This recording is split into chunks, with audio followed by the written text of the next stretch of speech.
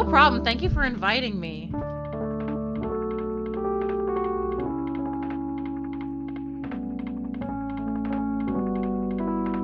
Oh no!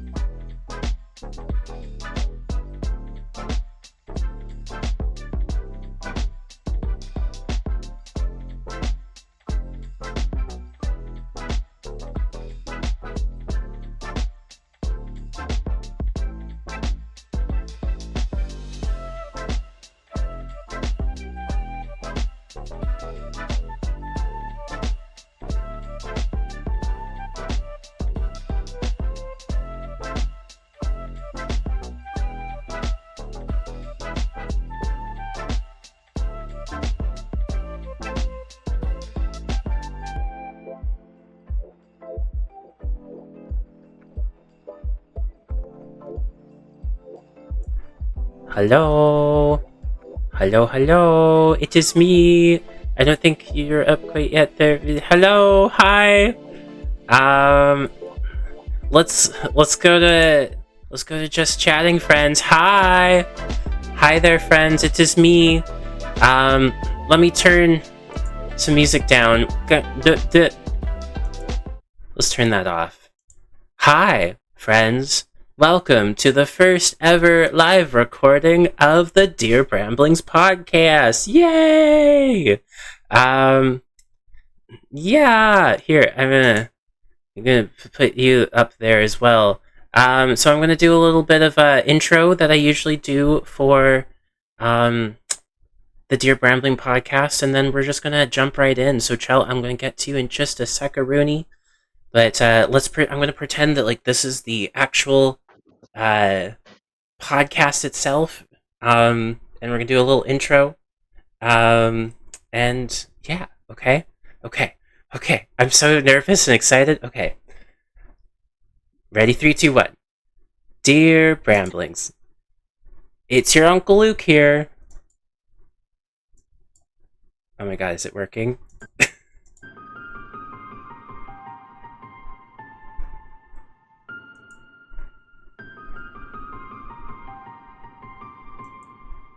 Or is it this over here?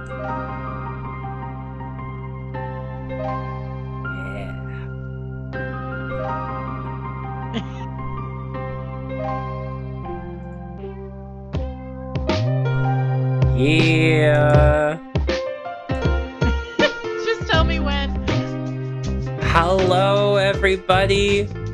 Welcome to the Dear Brambling podcast. This is the live recording here on Twitch TV/ Luke the Ghost. And yeah, thank you all so much for hanging out, for listening, for coming in. This is a first for me, first for my guest as well. And I'm so excited to be sharing this moment with you all. So first things first, I will let you all know that if you are hanging out in chat, it is in emote only, okay? I want to make sure that we are not being as distracting as possible for me and my guest as well, who is, in fact, the Godmom. So the Godmom is definitely one of my oldest friends I've had in life. And I'm so honored and excited to have her as a guest on the podcast here. I remember meeting Kjell.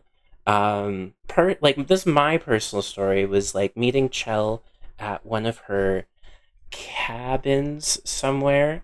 And first thing I remember is that she was like, "Hey, wanna learn how to uh, solve a Rubik's cube?" And I was like, "Whoa, you can solve a Rubik's cube? That's amazing." And we've been friends ever since. Um, Now, I should warn you all, today the topic is going to be trauma and abuse. So, this is going to be a triggering topic. So, please be taking care of yourselves. I have my Nightbot going to be scrolling through a lot of warnings and a lot of things to just note. Viewer and listener discretion is advised, okay, guys? So please be taking care of yourself. Um, but yeah, you know what? Without any further ado, how about we just jump in and we meet Kjell? Kjell the Godmom, are you there? Hello, hello, hello. Hey. Hi! I'm Chelsea or Chell, Chelsea Love, the Gob Mom. Yeah, oldest friend. You're definitely one of my oldest friends, especially one of my oldest friends that I still talk to, which is kind of Wee. crazy. Yeah. Um, yeah, do you know what's funny is that I don't remember meeting you at the cabin and showing you how to solve a Rubik's Cube, but the first thing I remember doing with you was going to that Christmas party at your dad's house. And it was like the Yeah. sad divorced dads club. And and like you and me and a couple other friends, like it was like all the kids of the divorced dads all sitting around, and then you and me were just playing piano for each other back and forth. Oh yeah, I was definitely remember that very vividly. oh well, I think that's really wholesome and cute and awesome. Um, yeah, I'm so happy and honored to have you here. I've actually been thinking about you as my first guest back into the Dear Brambling routine for a while now. I remember hopping onto your channel a few times for your babython, and you had some mental health chats, and I just remember feeling so like inspired in those chats, and just like also sitting there in wonder and awe of just like, wow, Kjell has so much knowledge on mental health issues that wouldn't it be so cool to just have her on the podcast and have her share some wisdom? And here we are in this special setting. So, thank you so much for being here. Thank you. Thank you. I'm Yeah, really excited to be here. I've been listening to your podcast for a little bit now, and I haven't listened to every episode. it's I've okay. picked and chosen some of them, but every time that I do listen, I really really love it. And I Mm. think you always have awesome guests on too. Oh, well, thank you. I mean, not every single episode is like the best, but I found that every time I did it, uh, because it's all dedicated to my niece and nephew, um, and the whole intention is to show them who their Uncle Luke actually is, the human, the flawed person, and it just kind of fills me up. You know, it makes me think that yeah, this has a greater purpose, even if even if it sucks, even if I scuff, even if I make mistakes or I stumble over my words, I'm still here being as vulnerable as I don't know, special as I can possibly be for them. And if they ever want to get to know who I am in the future, they can find this little archive and uh, just realize like, oh my gosh, Uncle Luke's been talking to me this whole time. um, That's so sweet. Well, you know yeah. what? As a person who makes podcasts too, I feel like we're our own worst critics. Mm, Um, and that we always think it's not great, but it does turn out better and it seems better to everyone else but ourselves. We're our own worst critics in that way. So absolutely, absolutely. Well, Chell, how about we get into it, and let's start off with my first question, just a little bit of an intro question. But would you be down to tell us a little bit about your story and who you are, and like just talk about something you want to. I don't know. The floor is yours. Share a story. Who's Chell? um I mean summing up who I am is pretty complicated. But we are talking about my history and how I grew up and then how it impacted me later. Mm-hmm. So, I don't know if it's okay to just kind of jump straight in. Sure. Let's just before we jump in, let's just say, hey guys. Uh, like I said at the top, this is a topic that is very triggering for most. If you are not in the right headspace, please protect yourself before anything else. No one needs to be hurting themselves to listen to a ghost and a goblin talk in a podcast. Like it's totally fine. But if you are willing to hang out with us, um, we'd love to have you. But yeah, just know that we are not mental health practitioners or counselors or any way. So please take everything that we say with a grain of salt. And if you are experiencing any mental health issues, to please, please, please search out someone who is trained in that field to better your mental health. With all that being said, Chell, please tell us your story. Tell us a little bit about yourself.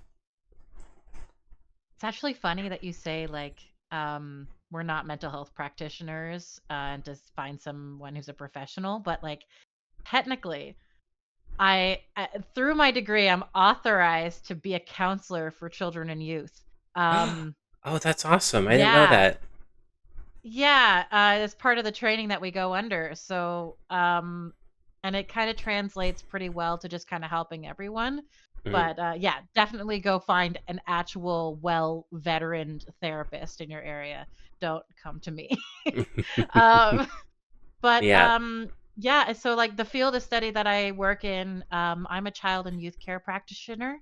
Mm. It's similar to a social worker, but it focuses on children and youth specifically. Um, Okay. I work with lots of kids and youth, in lots of different avenues, but primarily right now, I'm working with children and youth who are in the foster care system, who Mm. have files open with children's services. So a lot of trauma, a lot of abuse, a lot of stuff that those kiddos go through, and that's what I do in my field. Wow. But my personal history that kind of led me towards it. I don't keep it a secret to people who know me and who I am on my channel and just who I am as a person. That I come from a pretty long history of childhood abuse. Mm. Um, I was being abused, as far as I could tell, as early as age 2. That was when the first file with child services was opened on my family, right up until I left home when I was 17. Oh Uh, my goodness. yeah, Yes. and so it's kind of crazy because like we met when I was 15, or Mm-hmm. maybe it was 14. Um, we met while I was still living there. Mm-hmm. And so you've known me both pre and post abusive household leaving. Um, I have. so you're Yeah. one of the few people that I still interact with afterwards. Wow. I feel honored. Um, But yeah. yeah. Yeah, it's kind of crazy. Like there's a lot of details I don't have to go into. I spent a lot of my childhood there was a lot of, yelling. There was a lot of physical abuse and psychological abuse. The physical abuse was mostly happening to my mother for the longest time, right up until she left, with sometimes it happening to me. But it didn't really kick in until I was in my teens. Wow. Primarily it was a lot of psychological and uh like a lot of manipulative behavior, Mm. a lot of psychological and emotional abuse, with elements of sexual abuse as well, when I was in my early childhood. Um, and it was, like I dealt with some aspects of trauma from my mother. I think mostly it was runoff for what she was dealing with at the time. But the Yeah. perpetrator of my abuse was my father. Mm. And to this day, I am no contact. There is a potential restraining order in the works. But he still tries to contact me even to this day. So, yeah, it's been a long, long journey of kind of shirking him from my life. But, Wow. um, when I was a kid, on top of like the emotional and stuff, the psychological abuse, I was also being heavily neglected. Oh gosh. Uh, from age 8 or 9, I was it was kind of like a Cinderella syndrome almost. My brother is 5 years younger than me. Mm-hmm. So when I was 5, that's when he was born. And basically from 5 on, I was changing his diapers, reading his bedtime stories, taking care of him. Me and my brother were left home alone all the time, even when I was really, really little. Oh my goodness. And from like age 8 on, I was cleaning the house, cooking the meals. My parents could not cook. Um, Wow. and yeah, just doing everything. And when I was 9, that was about when my mom started being fed up with how my dad was and kind of Mm-hmm. just started running away periodically, Oh. just disappearing for like weeks at a time. And when my mother would leave, that's when the abuse towards me would get worse. Mm. Uh, I would always stand in front of my brother and protect him. It was always my role. my whole life was that I was that protector, that person who protected my brother. And so for me, even to this day, I hold a lot of this. If there's something happening, I need to put myself in harm's way to protect other people. But Oh, when I wow. yeah, but like child services would get called, nothing would get done, et cetera, et cetera. It would always happen. Usually, like a neighbor or someone in the neighborhood who would hear my father screaming at us or hear pounding or something breaking, and they would have concerns, or like I would go to school with bruises and teachers would put in anonymous tips, but nothing was ever done. There Oh was God. uh, the closest that something ever got done was when I was about 8. Mhm.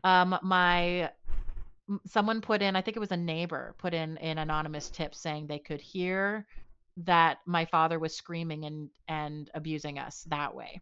And I think they probably caught the audio, and that's how they were able to actually get child services to come and see us. But the entire day leading up to child services coming, my father sat me and my brother, mind you, my brother was 3 years old at the time, Oh my on goodness. the Okay. couch, and my mother was nowhere to be seen, Mhm. nowhere to be seen, and, said, "Okay, so these people, they're bad people, and they wanna take you away from us, and you don't wanna be orphans, do you? That means you need to lie to them and tell them that I've never yelled at you because they won't understand that I love you, and that's how you show love." So Oh, I was just very, very heavily conditioned from a really young age to lie to other adults about what was going on. yeah. And that the only person who was ever going to love me was my father. And that was the consistency. Uh, Yeah. wow. So yeah. And so I realize now, like, in like my adulthood, studying a lot of mental health, working a lot in this industry, that my father, like, I don't have a mental health diagnosis, and you shouldn't try to diagnose people without a medical professional. But because my father refuses to get a diagnosis, um, and because I've talked to way too many therapists over the years, every therapist that I've talked to has come to the conclusion that my father is probably a narcissist, has narcissistic personality disorder, Mm. um, Mhm. with some elements of potentially like some personality disorders, and bipolar maybe, but that narcissistic personality disorder is that consistency that's Yeah. always shown up. So it was always this: I'm the greatest. I'm the only one who will ever love you. You should hate yourself. What was conditioned into me from a really, really young age. Um, Wow. and it worked. It really, really worked, Mhm. because by the time I was 12, I was fully brainwashed. I lied to teachers, I cooked every meal, cleaned the house, put my brother down for bed every night, and my dad um stopped working years prior Mhm. and had no income, and was spending all of his money on camera equipment, trying to make it big in the film industry, Mhm. while me and my brother were starving. Oh my And gosh. because my mother was so checked out, she had no idea. Mhm. Um, my mom was barely ever there. She didn't eat the food we ate. I'm I realized like years later that she was probably autistic and had ARFID, and she had a lot of eating issues. So she basically was Oh. never home when we ate, and she never looked in our fridge.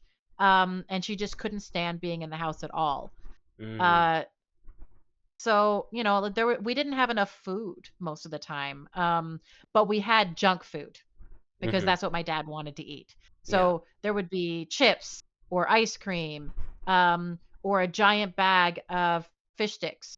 But there wasn't really, like, there was never any vegetables or anyone else cooking anything. And it wasn't until I said that I would cook everything that sometimes we had enough groceries. And imagine like little old 12-year-old me walking multiple blocks to the grocery store, with money that I had saved from my allowance to buy vegetables so I could make Mm. a dinner that didn't make me ill. Oh Um, gosh.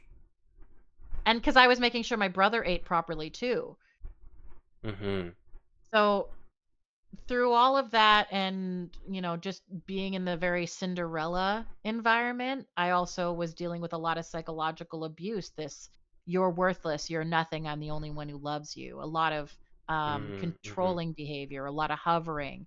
Um, if if my father felt like it, he would show up at my school um, and pull me out of class and then scream at me in the car Oh. and then send me back to class.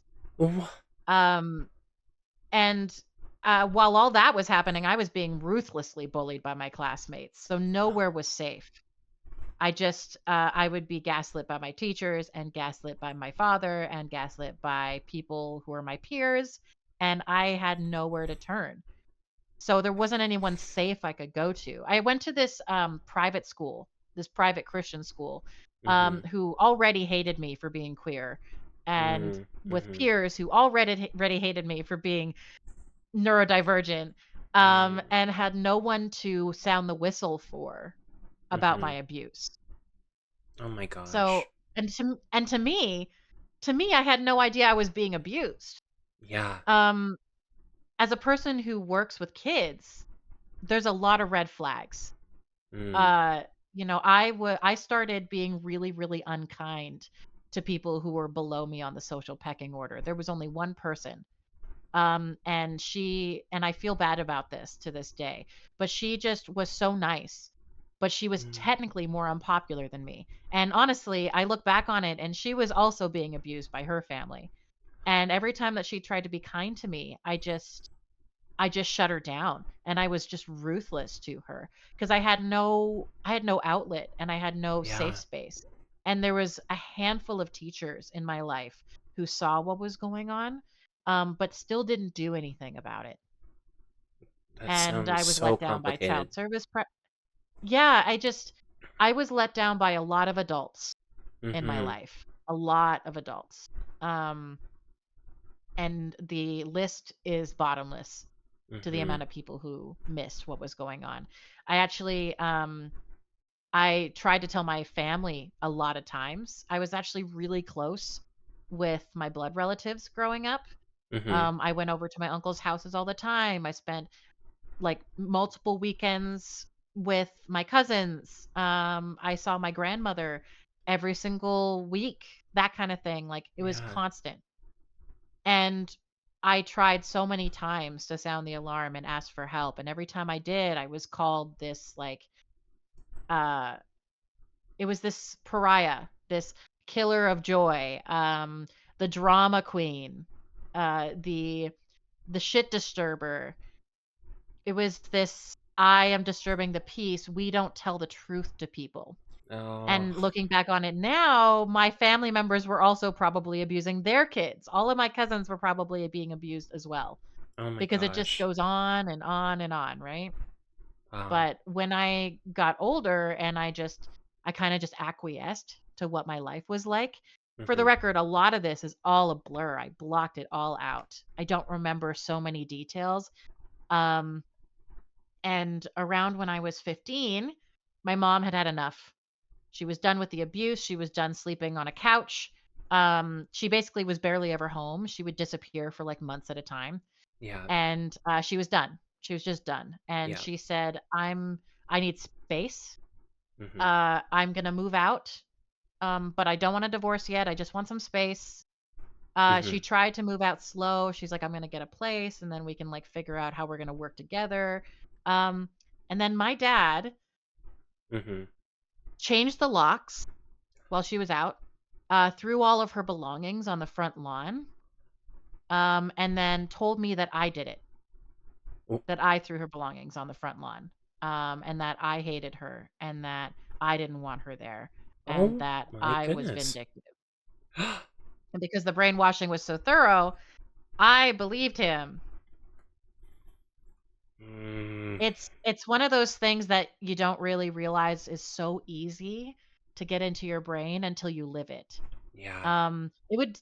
For years, years and years, he would do this. For example, like if he was upset at me, he would be really, really angry. He would just be losing his mind. He would throw Mhm. a lamp at me and it would smash against the wall, Oh god. shatter everywhere.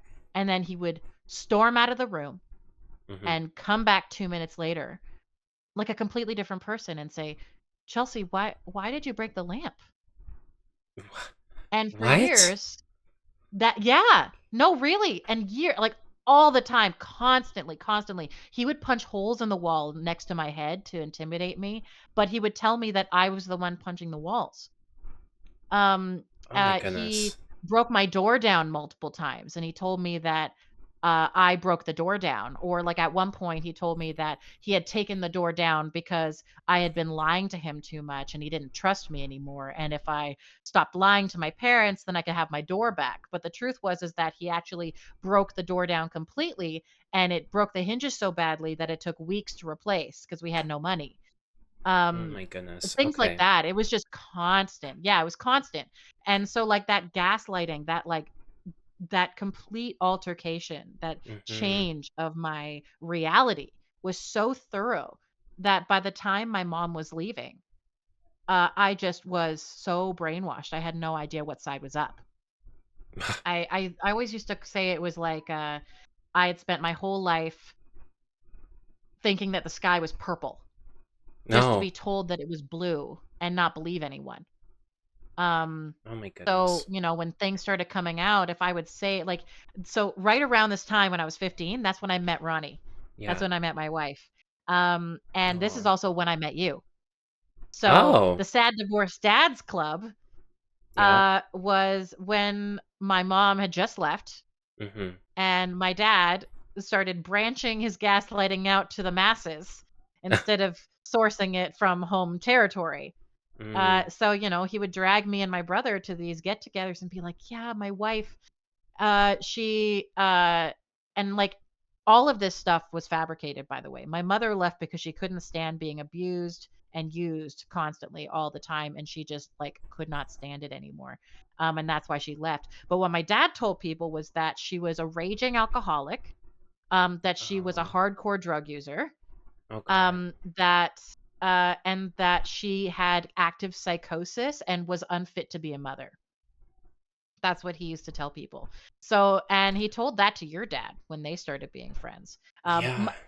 By the way, everyone, they're not friends anymore. No. Not for years. No. Your dad Yeah. luckily caught on eventually. Mhm. Mhm. But it when I first met you, that's what was going on. I'd get dragged to these divorced dads clubs, and I had no real way of like coping with the fact that my father had this like alternative reality. I didn't know what I was allowed to say. I didn't know when I was Oh allowed to my speak. gosh. So Rubik's cubes it is, Rubik's right? cubes it is. Um Yeah. yeah, solving Rubik's cubes, video games. I know music. I can write music. That's the only thing I'm allowed to do. I have an outlet where I Yeah. can write music that has no words and my father will never find out that I'm screaming to everyone that I'm being tortured every single day. Oh my goodness. It almost sounds So like I yeah. almost sounds like sorry, that this divorced dads club kind of was like nature saying, "Hey, here's your escape."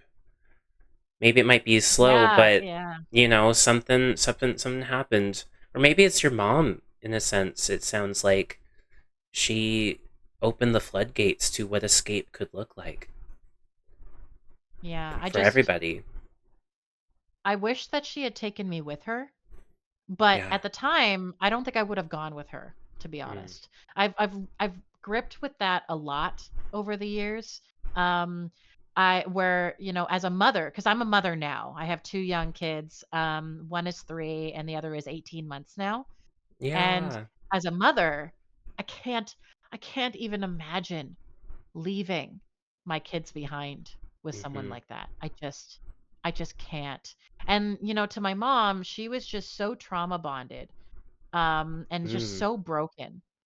I Mm-hmm. don't think she thought that my dad was abusing us when she wasn't there. I think she really genuinely thought that it was only happening to her. Mm. Um and it wasn't. It really really wasn't. And if anything, it got worse when my mom left, Yeah. because my father didn't have a multiple outlets anymore, but it was always happening to me. Wow. My mom just didn't see it. But yeah, right around when I met you and right around when I met Ronnie was when the abuse really kicked in. I was being heavily controlled. I wasn't allowed to do anything, go Yeah. anywhere without my dad. I couldn't really say anything. Every time I tried to speak out, I got shushed. Oh, My dad was following me places in the car if I got really upset. Like if he was abusing me and then I tried to leave the house, he would yeah. follow me down the street in the car, and he'd do this like routine where he would say like, "Honey, please just come home. It's Oh, okay. I know you got big feelings, but there's lots of safety at home. Just come home, get in the car. Don't do this." yeah. Whereas like 10 minutes prior, he was punching me in the face Oh, and my calling goodness. me an ugly cunt, and that I was worthless and no one would love me. So it just Absolutely dreadful. yeah, Dreadful. and thing is that no one knew this was going on. No. I was keeping it so heavily a secret. There's a lot of shame with Yeah, abuse, and there's a sounds lot like of it. shame that's really embedded in you. None of my friends knew. Hmm. None of my the you know what, actually that's not true. I had one friend who could tell. And the only reason why she could tell was because her parents didn't trust my dad and had seen through the looking glass, as it were, like they could see the signs. Mm-hmm. They knew what to look for. And I used to go over to their house all the time. And my dad had shown his true colors to them occasionally. Oh So they gosh. knew what he was really like. Hmm. They actually lived in the co-op, the housing co-op next to ours. Okay. And I can guarantee you that my dad's screams were heard from their house. Mm, So for all I know, they were the family that reported him years before, for all I know. Um, maybe. they never said anything like that to me. My friend had 3 brothers, and they Hmm. all lived in this teeny tiny little 3-bedroom townhouse. Oh wow. So, uh, yeah, it was nuts.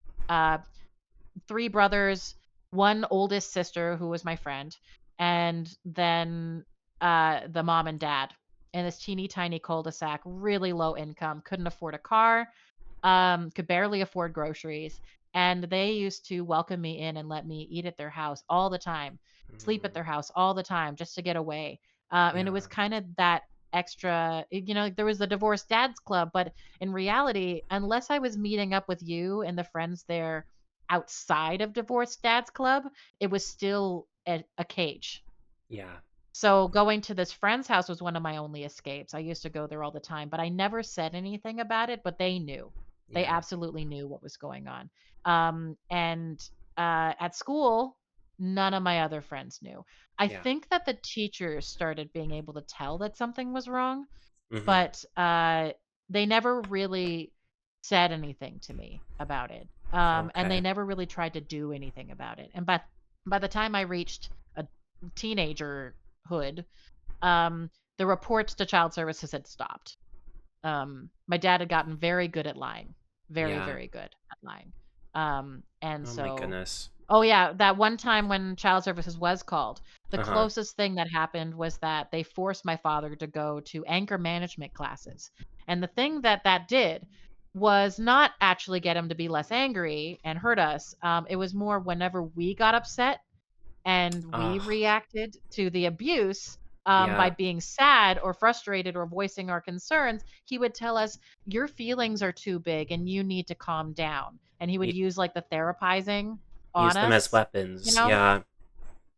Wow. Yeah. So it's like it's one of those things where like if you send a narcissist to therapy, they just learn how to manipulate people better. And Yeah. that's just what happened. Oh no. I would get dragged to family therapy all the time when I was a kid, and my dad would bring us as like we have a troubled child who won't stop acting out, but really it was just my father trying to get advice on how to manipulate me and my brother more, you Oh know? my goodness. Um, Yeah. yeah. But I the thing is no one at my high school knew what was going on. Hmm. I was an honor student. Oh yeah. I was in multiple extracurriculars. I was in theater and I was in music. I was heavily involved, like heavily, heavily involved. I did the school announcements. Oh Um, yeah. yeah, I actually okay, so I found out years later that I was practically infamous in high school because I was in so many things, but I was so to myself that no one could quite figure out what was up with me. I can't tell if it's the abuse or the autism or the queerness, but it's maybe a combo of all three, but Mm-hmm. I just people spread rumors about me like wildfire. And I went to a Oh. big high school. Like my high school had like over 1,400 kids in it, and we were Wow. the smallest high school in our district. So, uh, it didn't end up, like, reaching me. I was just on my merry way, trying to survive, so it didn't actually, like, affect me negatively, I guess. But by the Mm-hmm. time I graduated high school, a lot of those rumors kinda got felled. They just kind of fell apart. Um, Mm-hmm. and it was just really funny hearing about them years later because I was so aloof and in my own head that I didn't even notice that other Interesting. people were talking about me. Wow. But I Ugh. digress. I just no one really knew because I was just so bam, bam, bam, gotta survive, gotta get through. The goal was that Absolutely. I had to get through high school. Yeah, I had to graduate at my high school with my class. I had to get perfect grades so I could go to university and I could get out. That's what I had Yeah. to do. And I didn't want anyone to find out because in my head, if people found out, maybe they'd think I made it up. Maybe, they would Mm. think I deserved it. Maybe they, would try to move me to a different school. Maybe I would lose my opportunities. Maybe people would treat me differently. Maybe this, maybe that, et cetera, and it was just easier keeping it a secret. Yeah. It was easier.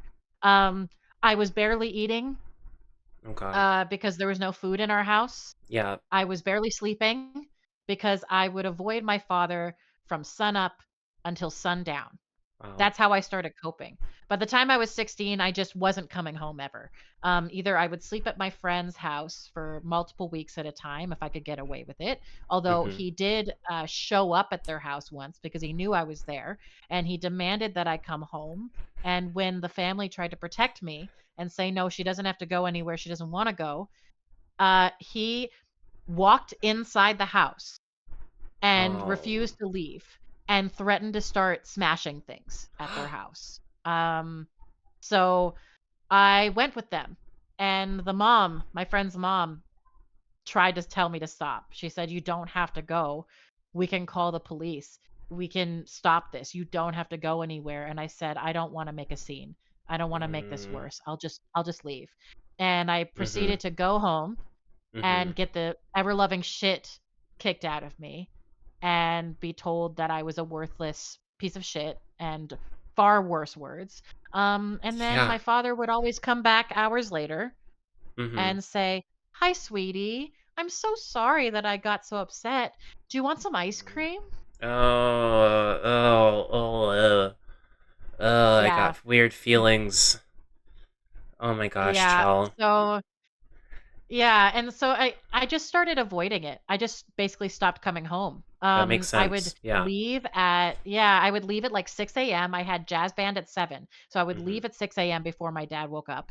Mm-hmm. I would spend time outside doing homework before Mm-hmm. they unlocked the doors at school. Mm-hmm. Would do jazz band or jazz choir or whatever until 8 a.m. when class started. Did class all day.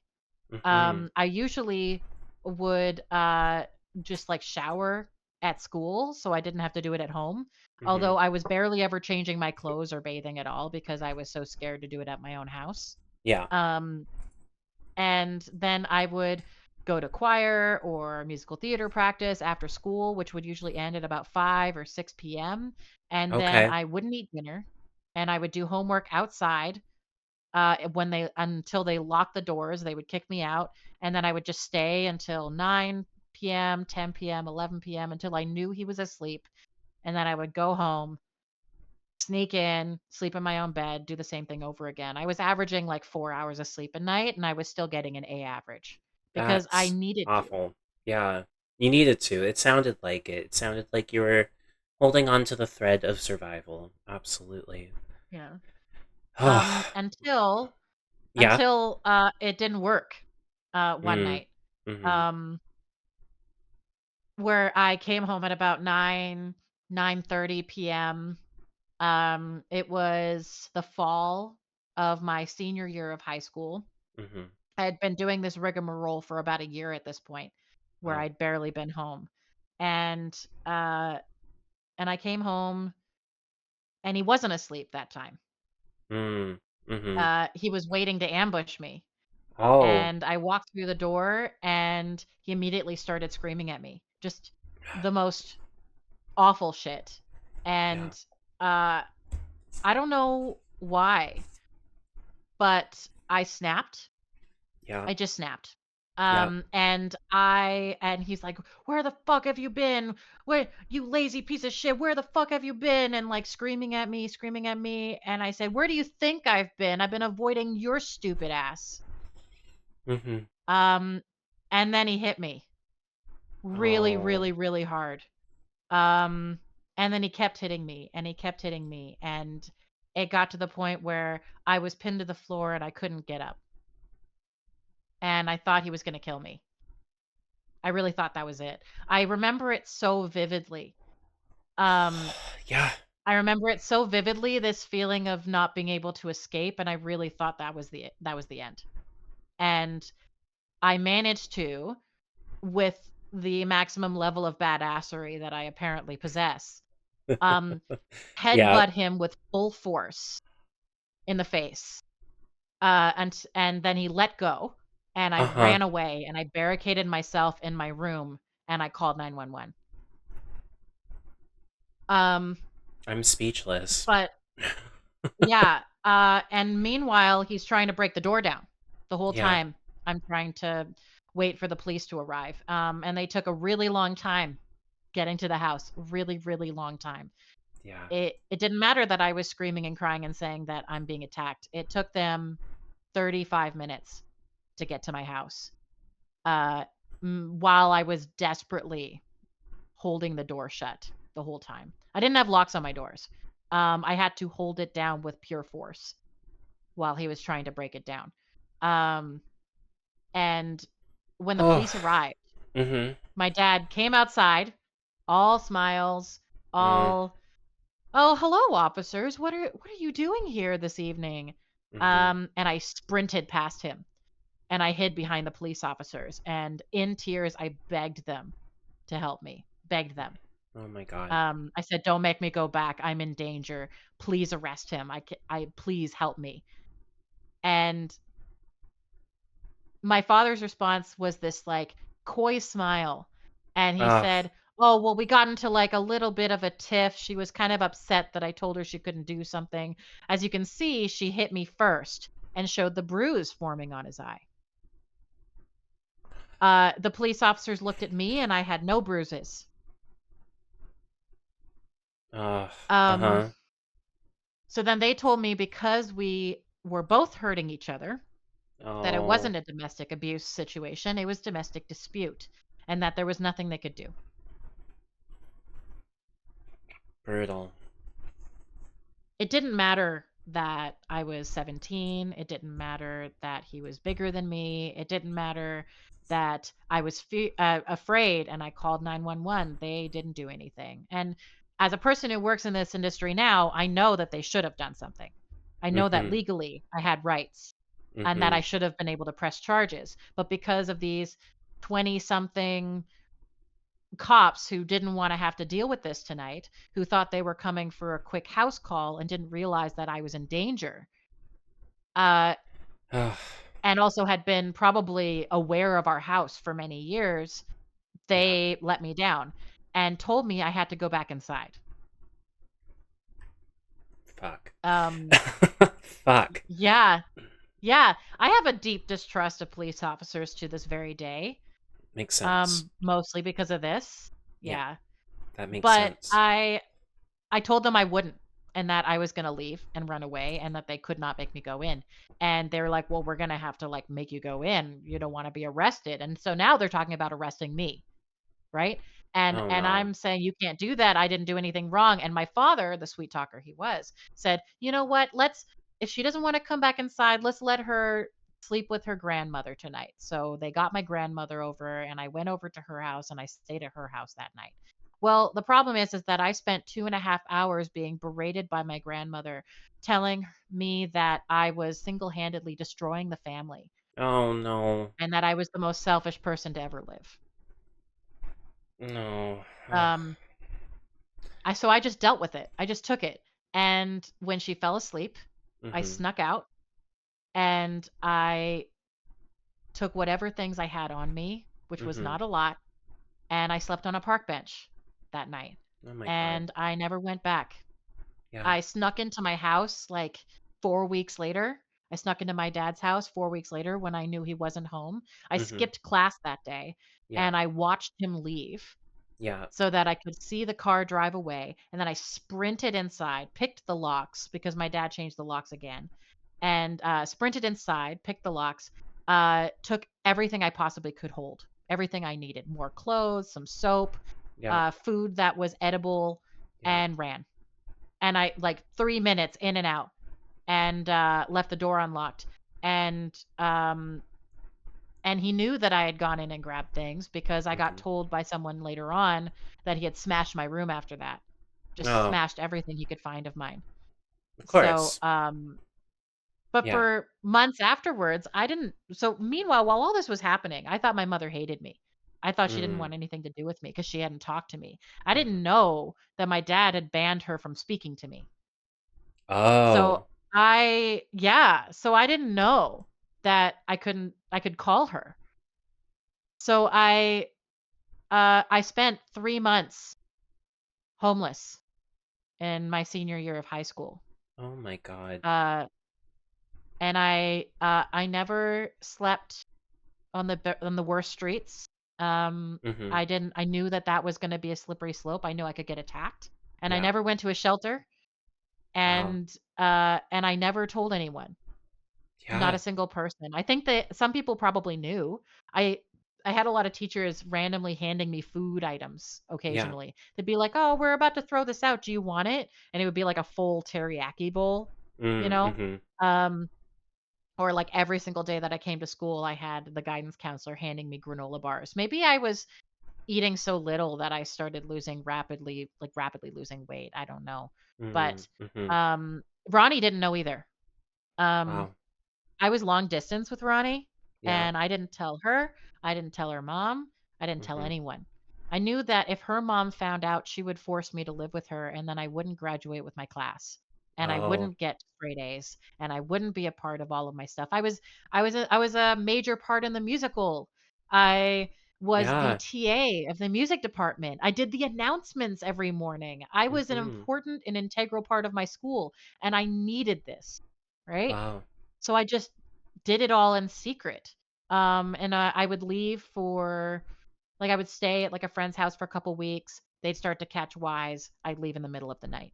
Right. Next friend, couple weeks. They'd Yeah. catch wise. I'd leave in the middle of the night. Oh So on and gosh. so forth. I stayed at like a dozen or so friends' houses. Yeah. And eventually I ran out of friends to stay with. So I would sneak in and sleep in the practice room of the band room because I could lock the door Oh my and no one gosh. would know I was there. Wow. Yeah, I used to, like, take showers at the school. Yeah. I'd sleep outside of the school and just tell them that I fell asleep while studying before the lights came on because I was doing that for over a year anyways, right? Oh Um, wow. I would, I would sleep in the woods behind the school, by the ravine, Mhm. just whatever I could to survive. Yeah. And I stole my dad's credit card. And that's how I was paying for groceries. Yeah. But I had to spend very little because Yeah. otherwise he would catch on to the fact that I had his credit card and he would Right. cancel it, and then I'd be really screwed. Yeah. Um, Eventually I ran out of opportunities and I called my mom asking for help, and she welcomed me with open arms, and that's when I found out that she wanted me the whole time.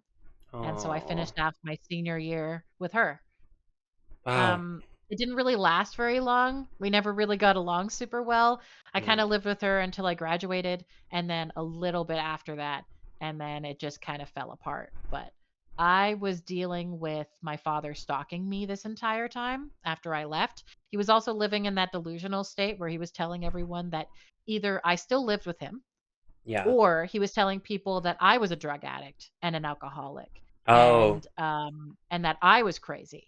Mm-hmm. So when I would like be in that neighborhood, I would run into old neighbors and they'd be like, "Oh, are you off heroin now?"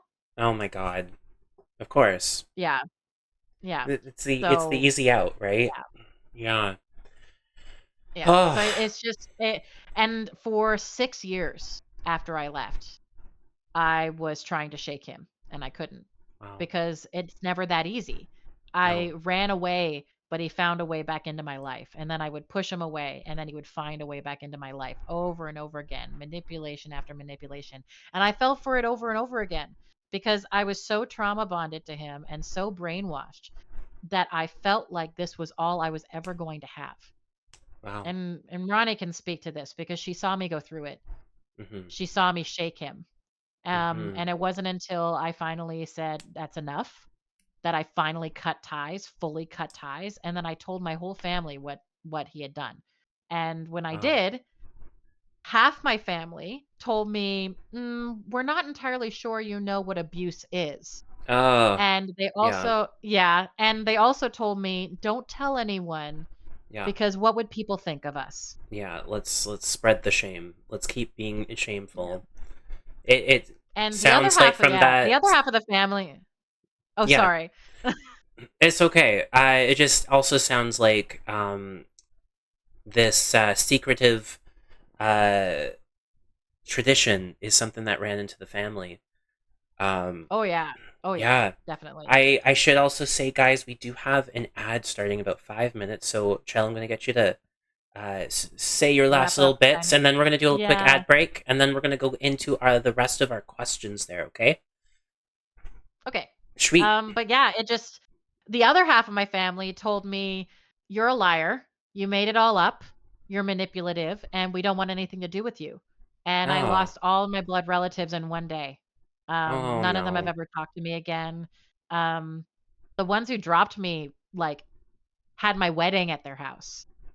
Oh Uh, no. and it's just yeah, and to this day, none of them speak to me. When my mom died, uh, my Oh. mom had been such a massive part of their lives for Mhm. years. Mhm. She was the one who bought all their Christmas presents. She had them over, she helped all of them, she did all their taxes for free. And the only person who came to my mom's funeral was my grandmother. And even though she was fucked up. Um, she still loved my mother Yeah. despite all her flaws, and I think that she just yeah, I don't know. I that generational trauma really gets in, Yeah. you know? It really does. Oh my But I goodness. just to this day, my father still stalks me. To this day, my dad is delusional. Mhm. He tells everyone that he's the world's greatest grandpa and that I bought him a mug. He tells people that he sees my kids multiple times a week and that he's their favorite babysitter. mhm. Um, Mhm. yeah. Apparently, he was telling someone like 2 days ago that he was ready to call the RCMP and file a missing persons report because he couldn't get a hold of me. Like, bro, I've had a no contact order for like 8 years. Get a Like, clue. Yeah. yeah.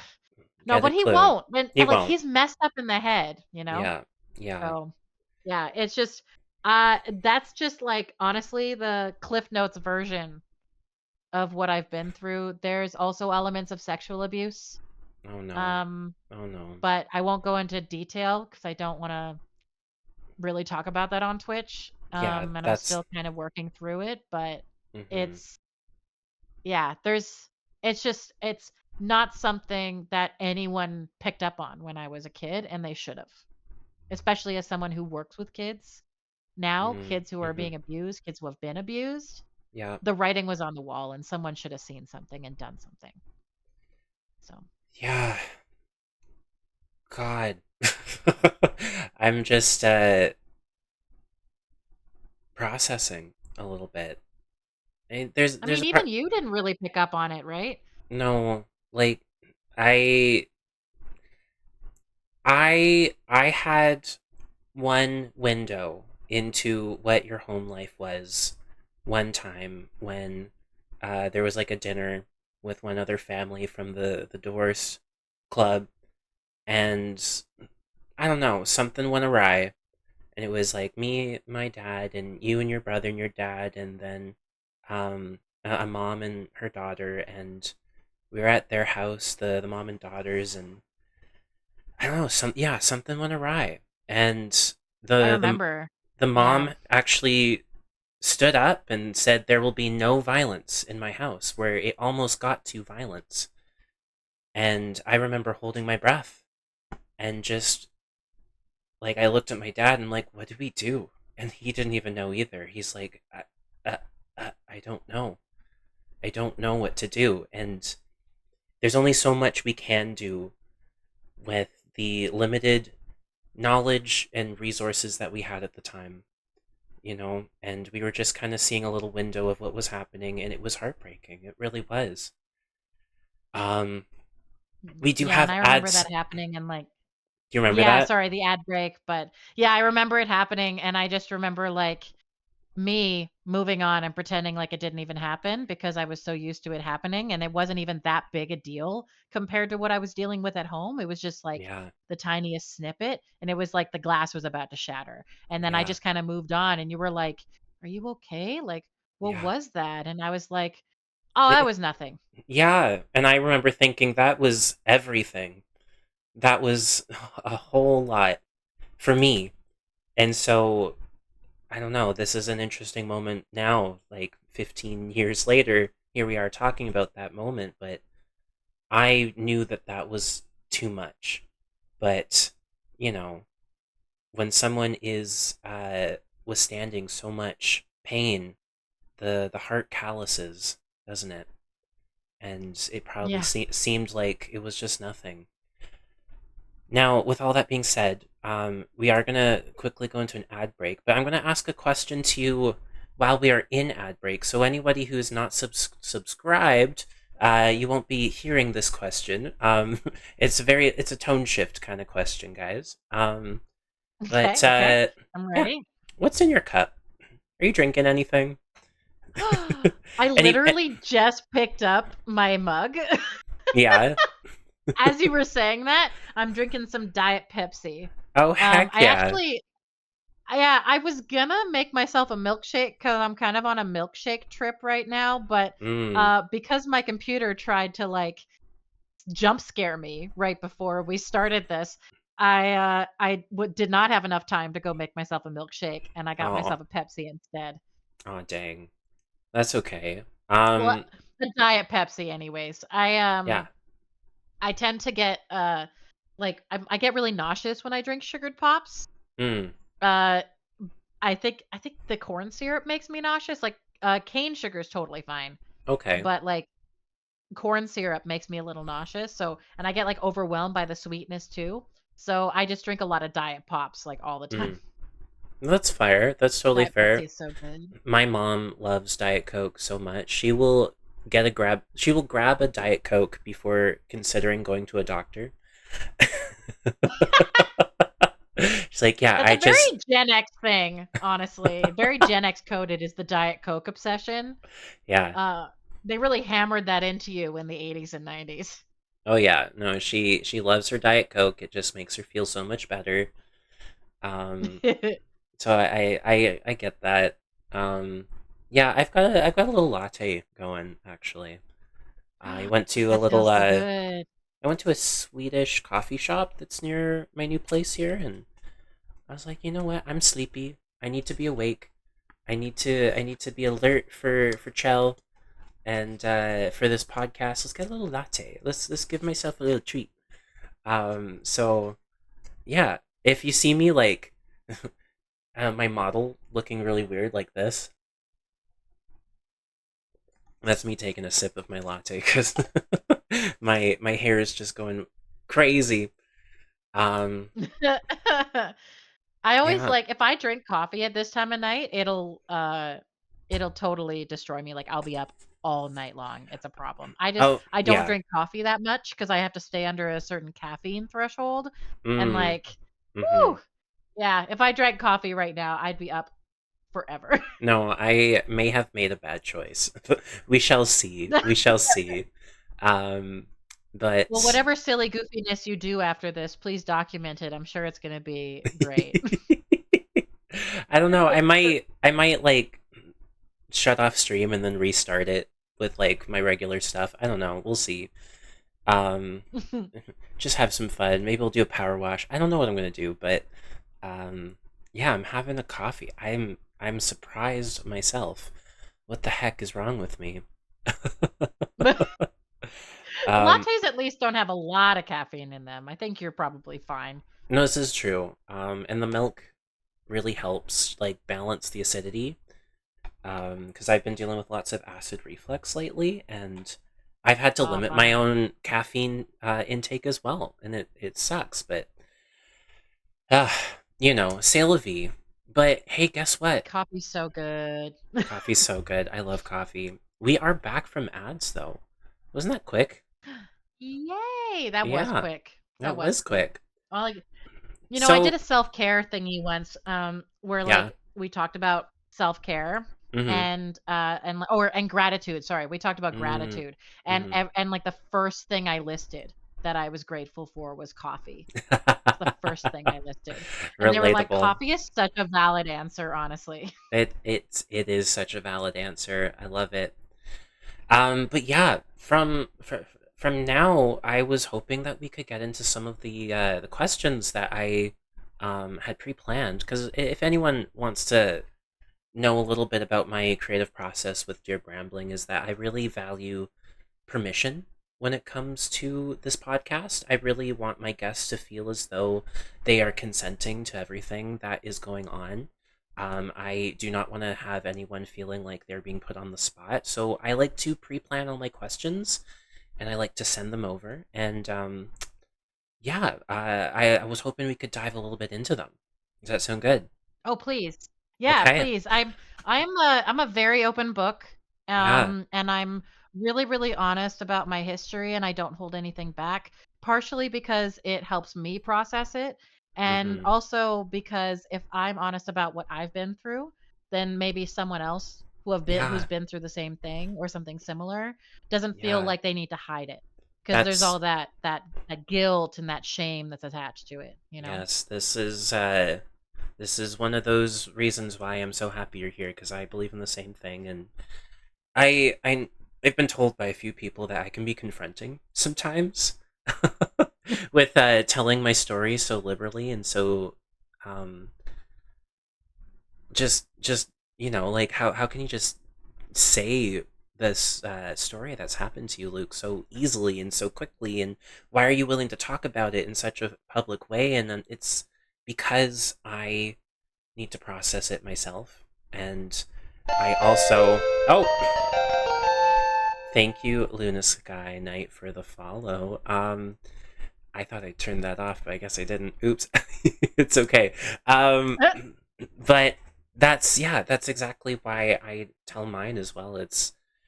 Uh, it's for my own sanity. It's for my own healing, and we live in such a world where we feel as though we need to keep the hard parts of ourselves, the dark part of ourselves, away from others, but really truly that's how we forge better connection.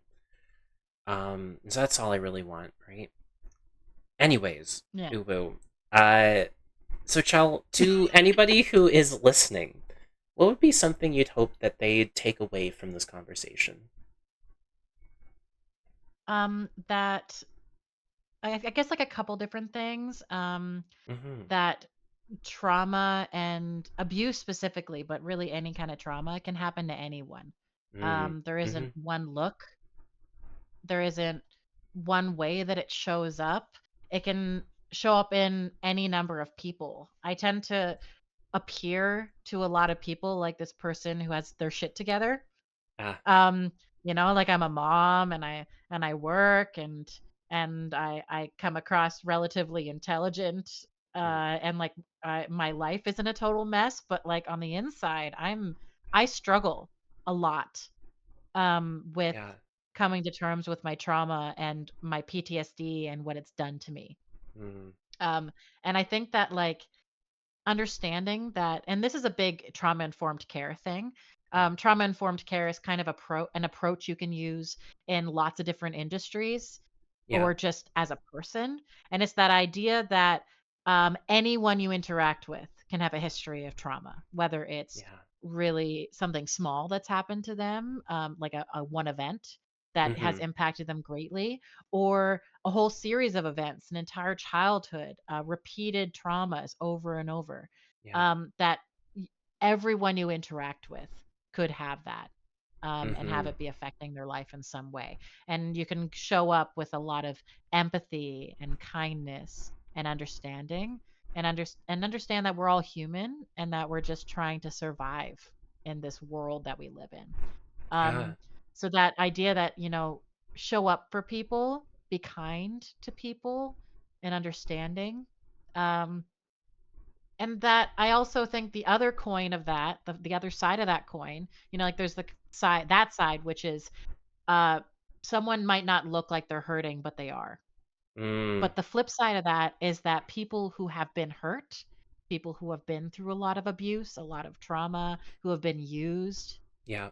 they are also people who are extremely capable and strong and resilient and talented. And maybe they're Yeah. artistic or they read a lot or Mm-hmm. they really like science or anime. Yeah. And they are not the trauma that they are feeling. The Oh, trauma happened to them and it's something they are dealing with, but they are not the pain they feel. wow. Hold on. Just can you say that one more time? Just drive that statement one more time home. That was really powerful. Yeah, let me see if I can like rephrase it in a better way because I Just feel like like the that was a lot of word soup. just the last sentence. Just say that your last sentence one more time. That was amazing. That we are That not. we're not um that we're not the things that have been done to us. Oh, wow. Wow. Okay. Whew. My gosh, that was really well said. Thank you.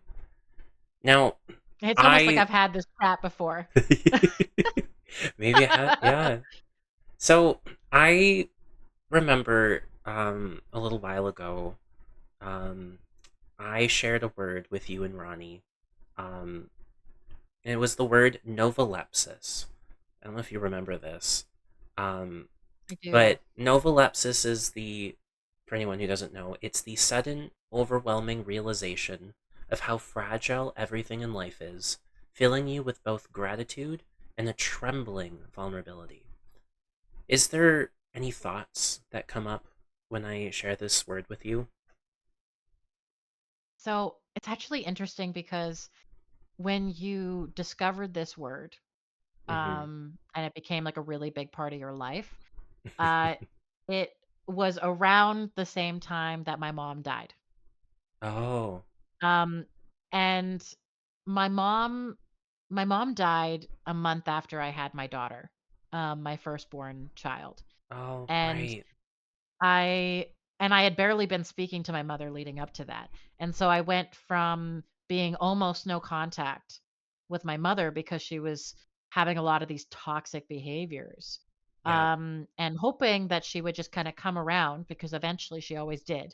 Yeah. Um, and having my own child and becoming a mother myself and coming to terms with all of those feelings that come with it to losing her very suddenly.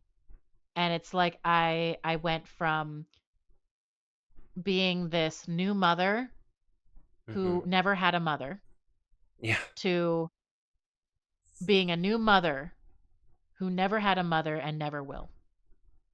Grieving the loss of her mother at the same time. Yeah. Yeah, I was grieving this loss, this massive loss, because, my mother was never really maternal to me either. She was being abused and she was barely ever present. She was not maternal. And the moments of her that were maternal were so buried by all of the abuse that I barely remember them. Wow. She just wasn't there. And Yeah. she never wanted to be a mother to begin with. And she Mm-hmm. said that to me once. She said, I never wanted to have kids. I felt like I had to. I was Oh forced God. into it. Yeah. Um, so I grew up without a mother figure and then became a mother and lost the chance to ever have her be a mother figure. There was a part of me that thought maybe once I had a kid that Mm-hmm. she would step up. There's that like grandparent element Yeah. where uh grandparents kind of turn around and stop being the shitty people that they once were and somehow step up as grandparents in ways Yeah. that they never were as parents. But I Yeah. never got that chance because 3 weeks after my daughter was born, my mom died. And she died just really suddenly. I remember that. And I yeah, and I was simultaneously dealing with this massive loss of my mother died and I never had her to begin with, Mm-hmm. but I was also dealing with the ecstasy of being a Mm. brand new mother. This Yeah. absolute joy, the fact that I had this bundle of perfection in my arms all the Yeah. time, that I was looking at this little thing that was a replica of me, which by the way, no one on the internet has seen what my children look like Good. because I don't show pictures of my kids for obvious stalkery, abusive father reasons. Yeah. And also because I want my kids to consent to having their image on the internet. But Smart. uh, my kids both look exactly like me. It's wild. They Oh. don't look anything like Ronnie. I don't know what happened, but I won the mom lottery. My daughter specifically is my twin. She like Aw. she looks exactly like me. There's pictures of me from when I was like 2 and 3 years old, and Mm-hmm. we are identical. It's nuts. Genetics are Aw. crazy, y'all. They are. But Yeah. looking at this little bundle, this little infant who desperately relies on everything I have, that I am their only thing, that I am the beginning, middle, and end for them. It Yeah. was just this overwhelming joy, this love that I had never felt before. Oh. And you never really like this love that you feel for your kid, inex it's indescribable. Yeah. There's nothing else in the world like it. And I I was yeah. feeling all of that new feeling at the exact same time that I was losing and coming to terms with the fact that my mother, I'd never seen her look at me the way I was looking at my daughter. And it just felt like I was holding the weight of all of the pain every single woman in my life had ever felt. Oh my God. Oh So my it's just this God. like Yeah. it was just all of it. Yeah. So that word that you came to me with, it described a very different experience for you. It really like latched onto your experience because of what happened to you, but Yeah. it felt so real for me as well. That novolepsis. Yeah. It Well, it just it what yeah. you're describing is make me think of Carl Jung and how he would describe that the only way to describe the human experience is the paradox. That two truths, opposing truths, can happen at the exact same time. And it is really interesting because I think that novolepsis, the word, it just attaches to grief so easily. Oh, it really Because does. losing someone is not something you're ever really ready for, especially if you haven't lost a lot of people in your life. It's a Yeah. different feeling. No, And losing your mother is oh, such a and it's a profound. very like loss is such a finite thing. When someone's gone, they're gone, and you can Mm-hmm. never get them back. There's no going back on it. So you end up understanding that these people you still have in your life are so valuable. And when I'm like dealing with the specific loss of my mother while becoming a mother myself, that like that gratitude of my Yeah. child being in my arms was so much stronger. We Oh, became God. inseparable in so Yeah. many ways. Oh. Ugh. Don't cry. It's just true though. And I've come to notice this a whole lot, having experienced such profound grief on my own end as well, that grief and relief are two emotions that are always dancing with each other. and we can't really have one without the other in some way. Um, it's kind of strange. It's like grief is the loss, but the relief is the recognition that something new can grow. There's now room for it to grow. I don't know. This is just an observation I've had since my tragedy that whenever someone describes their own personal story of relief somehow pops in there, and it's kind of breathtaking. I don't know. I also think that it really helps put into perspective that tell people that you love them every single day Yeah. because you never know what's going to happen. It puts it into real tangible examples and experiences. You know, you Mm-hmm. say that to people who haven't really lost anyone and they're like, "Yeah, yeah, okay, yeah, I will." But you don't really realize how little you do it Yeah. until you don't have that opportunity anymore. Invincibility is not something that we have. Even though we may be young and stupid and reckless and foolish and we think we are, you don't think it's going to happen to you until it does. Yeah. And I was practically no contact with my mother before she died, and I've actually been asked a lot of times like, Mm-hmm. would you still have done it the way you did? Would you have Mm-hmm. been not talking to her because you were worried she was going to hurt your kids? You know, would you Mm-hmm. still treat it the same way? And I have landed very, very, very firmly on no, I would have done it differently. Wow. Um, Yeah. when my mother first died, I felt different. I would have said, no, this was the only option she gave me, et cetera, et cetera. But Yeah. after years of space from it, um, my mom was never going to be okay. She was never going to get to the space that I needed her to be in the time frame I gave her. Yeah. She had been through so much, and Mm-hmm. I was the only person in her life that was good for her.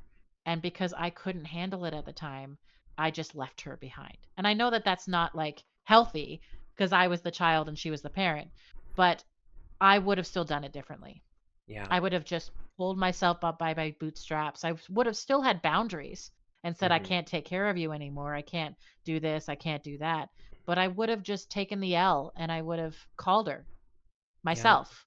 I would have put more work in. I would have found a way to keep our relationship active without letting her hurt me in the ways she was hurting me, Oh. because losing Yeah. her completely like that before I had kids and spending the last 3 years of her life not talking to her, Yeah. it was a loss that I will never get back. That was Oh. time that I can't get back. Yeah. Oh. Wow. So, You ever Chell. just think the universe should give you a break, you know? Oh yes, that's another word that I fell across was rookish, Rookish, rookish, kind of named after the castle in chess, and more specifically named after that one move in chess where you're the king and the castle can switch places. Um, and it kind of the feeling is wanting some sort of higher deity or king or royalty to swoop in and just save your life. And boy, oh boy, God. Boy, is that a mood. is that a mood? Oh, okay. So, Chell, what is abuse? How would you define abuse, and how is it different from trauma? I think it's kind of one of those things where you can go through trauma but not have been through abuse, but Mm, abuse inevitably causes trauma. yeah. Okay. So, you know, because you can go, and like, this is, I'm kind of entering my like work sphere now, where Totally. Yeah. trauma can be, you know, you see a car crash. You don't even necessarily have to be in one, you could witness one. Yes. And that could be a form of trauma for you. It'll Yeah. never be the same. I think that you really resonate with that, that you have been through a trauma, um, because you witnessed something really horrible happen. Yeah. And even though you had that personal connection with the person, um, I think that seeing something like that happen, regardless of whether you knew the person, ends up having that trauma effect. It could be being in a war zone, Mm, coming from a war-torn country. It could be, it could seriously just have be someone accosting you yeah, at a gas station or a coffee shop. It been it there. could cause that in someone. Yeah, and Yeah. it's one of those things where trauma, we all have different thresholds for trauma, and something that is traumatic for one person might not be traumatic for another person. So it's Mm, about how we react to it as well. Like there's like the capital T traumas, like the events, yeah. and then there's trauma, like what we hold inside ourselves. Mm-hmm. I think it was So, but yeah. you're making me think of Pema Chodron, who's the American Buddhist nun. I believe it was her that said that it's not what happens to us that causes the pain, it's what we think about that it's our thoughts about what had happened that causes the pain. Yeah, and if I'm not something quoting it affects you perfectly. well enough, it ends yeah. Yeah. Yeah, no, that's okay. But it's that yeah, it's that thing, the thing that we hold in us inside ourselves. So, there's like a capital T trauma, an event, Mm-hmm. but trauma that like that element inside ourselves, that's our reaction to it. Yeah. And we all heal from trauma differently and we all process trauma differently. And the DSM-5 Mm-hmm. doesn't recognize CPTSD, complex post-traumatic stress disorder, Oh. but the international index does, Okay. and that would be, and some people identify it as like PTSD. For those who don't know, although I feel like people listening to this conversation do know, it's post-traumatic stress disorder. It's usually defined as having nightmares, anxiety, panic. Yeah. Um, it could be just chronic stress. It could be depression. It's kind of a catch all. It ends up being a really, really sudden mental health disorder that Mm, comes at you because of an exposure to trauma. Usually yeah. it has pretty obvious symptoms. And, things like generalized anxiety, generalized depression will usually show up already Yeah. before the event, and they'll usually kind of be on their own kind of path, whereas PTSD will have all of it. It'll be all of Mm, it. It'll be like a whirlwind. Um, and PTSD can be something you can heal from. Um, but it's funny actually. I got asked once. I did a I had to do this like trauma informed care extra training for work once, which is funny because like I specialize in trauma informed care through my schooling, but they yeah. made me do this extra little class, right? It was like a 2-hour little online webinar or whatever. Okay. Yeah. And and they ask you a bunch of questions at the end to see if you actually know what you're talking about.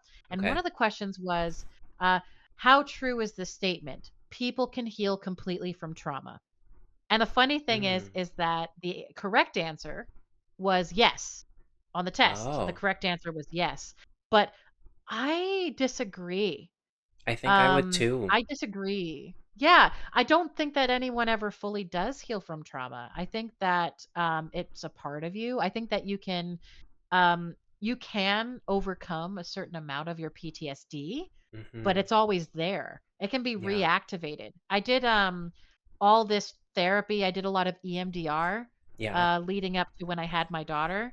Um, I did a lot of trauma therapy because I didn't want it to affect my kids when I had them. Yeah. Um, and so I really I stopped having nightmares, I stopped having panic attacks, I was doing really well, I had all these coping mechanisms. Yeah. And then last year when I almost died, Oh, because right. I had yeah, I got a I got a viral strep A infection that nearly killed me and sent me into a 2-week coma after I gave birth. Oh my God. And yeah, so that was a whole sentence. Um, I reactivated all of my trauma, Yeah. so all of that work I'd done, the PTSD came back in full force, and Yeah. that was attached to a bunch of other stuff that was in my life. So I already had complex post-traumatic stress disorder from my childhood abuse, and Mm-hmm. now I have it extra. I got Yeah. like the next gen spicy edition that comes with collectible gaming cards and a fun little stamp you get to wear. maybe like some cool jewelry or like a nice little outfit, a novelty t-shirt, if you will, Part of the club. that my Yeah. brain is like severely souped at this point. Mm. Yeah, no, they say But that neurons yeah. that are wired together fire together, and like that's my experience with PTSD is like, yeah, I think I've I don't know. I don't think I would say I've healed from the traumatic event that I went through watching my friend fall and die right in front of me, but um I would say that the flashbacks don't cause a visceral reaction anymore, that I can still continue on with my day. Um, but when something new that is stressful arises, something new that causes the stress to activate, the neurons are fired, they're wired together, so they fire together. So then suddenly all of the visceral flashbacks and the details and what happened that night and all the terrifying things that I saw, um, they all come flooding back kind of at a rapid pace, if you will. So I think for me, it's not necessarily that um, I've healed from it. It's that I am friends with it. I'm friends with it because uh, it is a part of me. And if I keep thinking it's the enemy, then it's going to continue being the enemy that causes stress. You know, for me, it's been strangely enough a gift. I call it a gift because there's only certain things in life that people can learn after experiencing such traumatic, tragic things. And I'm privileged enough to gain that wisdom, I guess you could say. Yeah, it does feel like a pretty like a really brutal and ruthless lesson, Yes. that But, kind of has you come out the other end. But I will say that, and this is not necessarily all forms of trauma, definitely forms of abuse, mm, where you and like that kind of comes back where abuse always results in trauma. Um, yeah. it's because it kind of changes your entire fabrication and how you operate in this life, and the hmm untangling of the web and the unlearning of behaviors is just so thorough. I mean, to this day, every single day, I'm fighting things that my dad instilled in me. I Oh, still have to remind myself that I'm not ugly and I'm not worthless and I'm not a bad person, and people do love me, and there's a tiny little part of me that's always desperately trying to get back to him even though he's horrific. And yeah. it's an organized madness. Yeah. But, you know, I spend like I'll this is like an anecdote that I'll say now because I don't know when it's going to come up, but I spent a lot of my life, and this is like a big thing about like escaping abuse and the resiliency kick and hmm all that stuff. I spent a huge part of my life thinking that I became a good person, that I became a kind person, a loving person, an empathetic person, hmm uh, uh, because my abuse made me that way. I spent a Oh, good chunk of my life believing that yeah. I was this good person because I'd seen the other side. Wow. And that if I hadn't gone through abuse, I wouldn't be strong and I wouldn't be resilient and I wouldn't be kind and I wouldn't be loving and I would be a worse parent and I would be a worse friend, et cetera, et cetera. That all the good things about me came because I was brutalized and Wow. manipulated for my entire life. Um, but it wasn't until about a year ago hmm that I started realizing that no, I am not a good person because of my abuse. I am a good person in spite of it. Yes. Ooh, Because there's a shivers. lot of people yeah, there's a lot of people who come out of abuse and become abusers. Yeah. There's a lot of people who come out of trauma and cause trauma in others. Yeah. And it takes a lot of strength and self reflection and a lot of work and isolation and loneliness to get to a point where you can be that person you were meant to be and be Mm. kind to people in spite of all of the demons inside your brain. So Wow. like all of that part of me that takes care of people, that's kind, Mm-hmm. that's really hard earned. It doesn't come easy. Like there's elements of me that are really angry, Mm. and I see elements of myself that want to turn into those monsters that hurt me Yeah. all the time, every day. There are little demons in me that are telling me, just do it. Other people Yeah. did it to you. Just do it to other people. It seems a lot easier, doesn't it? Yeah.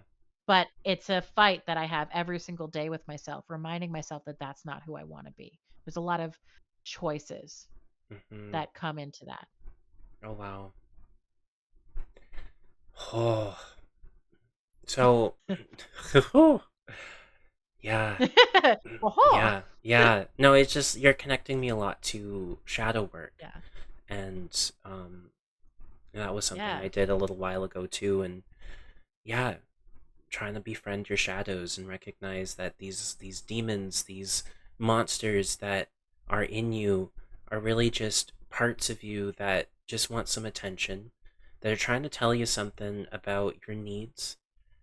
And um interestingly enough, like even though these monsters are causing so much pain to the point where you might want to just shut it all off and I don't know, do the unspeakable.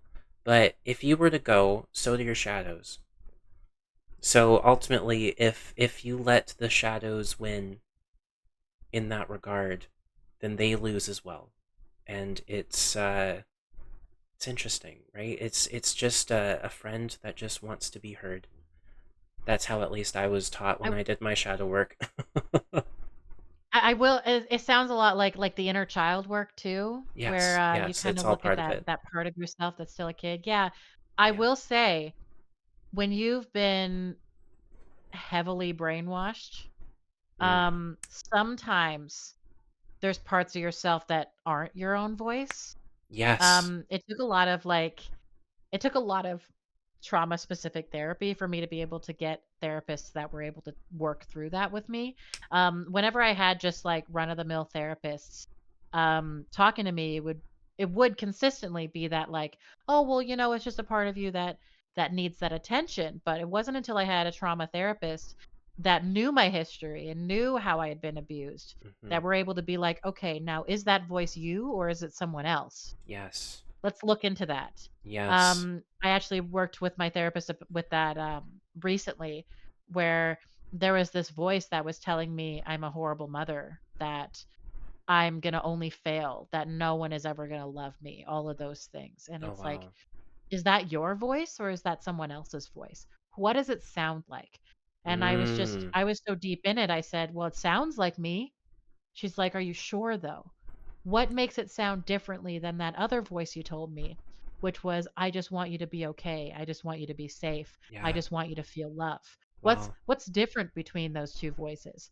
And I had to really work on it, and it's that little bug that was planted in my brain by my abuser who uh that left a mark. I'm Ah. still untangling all of these things years later. Um so that's one of those elements of abuse that is really hard to detangle, Yeah. that your brain and your body, it's not completely yours anymore, and you kind of have to claw for it back. Mm. It makes therapy really complicated. Yeah. um So, like, Yeah. I think most people can go to any therapist and probably find someone they can connect with and it'll help them. Whenever I go to therapy, I have to talk to a trauma specific therapist, someone Yeah. who is educated in working with someone who has trauma. Like the amount of times that I've gone to CBT classes, that's cognitive behavioral therapy, Hmm. um, just like run of the mill ones. Yeah. It's like, oh man, old hat. Yeah, anxiety this, depression that, whatever. Yeah. I had revelations when I went to trauma CBT. That was Mm. like all about finding those voices that had been planted in my head Hmm. and rewiring them. Like those voices that tell me no one will ever love you. And Yeah. I believed that because that's what's been planted in my head. Hmm. Having that and reworking it to you're surrounded by people who love you and show it. And then being able to find that evidence and those examples of those people that love me. Yeah. Because, like, I still struggle with that, where I feel like I'm surrounded by people who are lying to me all the time. Wow. Yeah. Whew. This kind of sounds like it could be a symptom of what trauma could look like if someone was to listen and be like, oh, hey, maybe that's something I go through.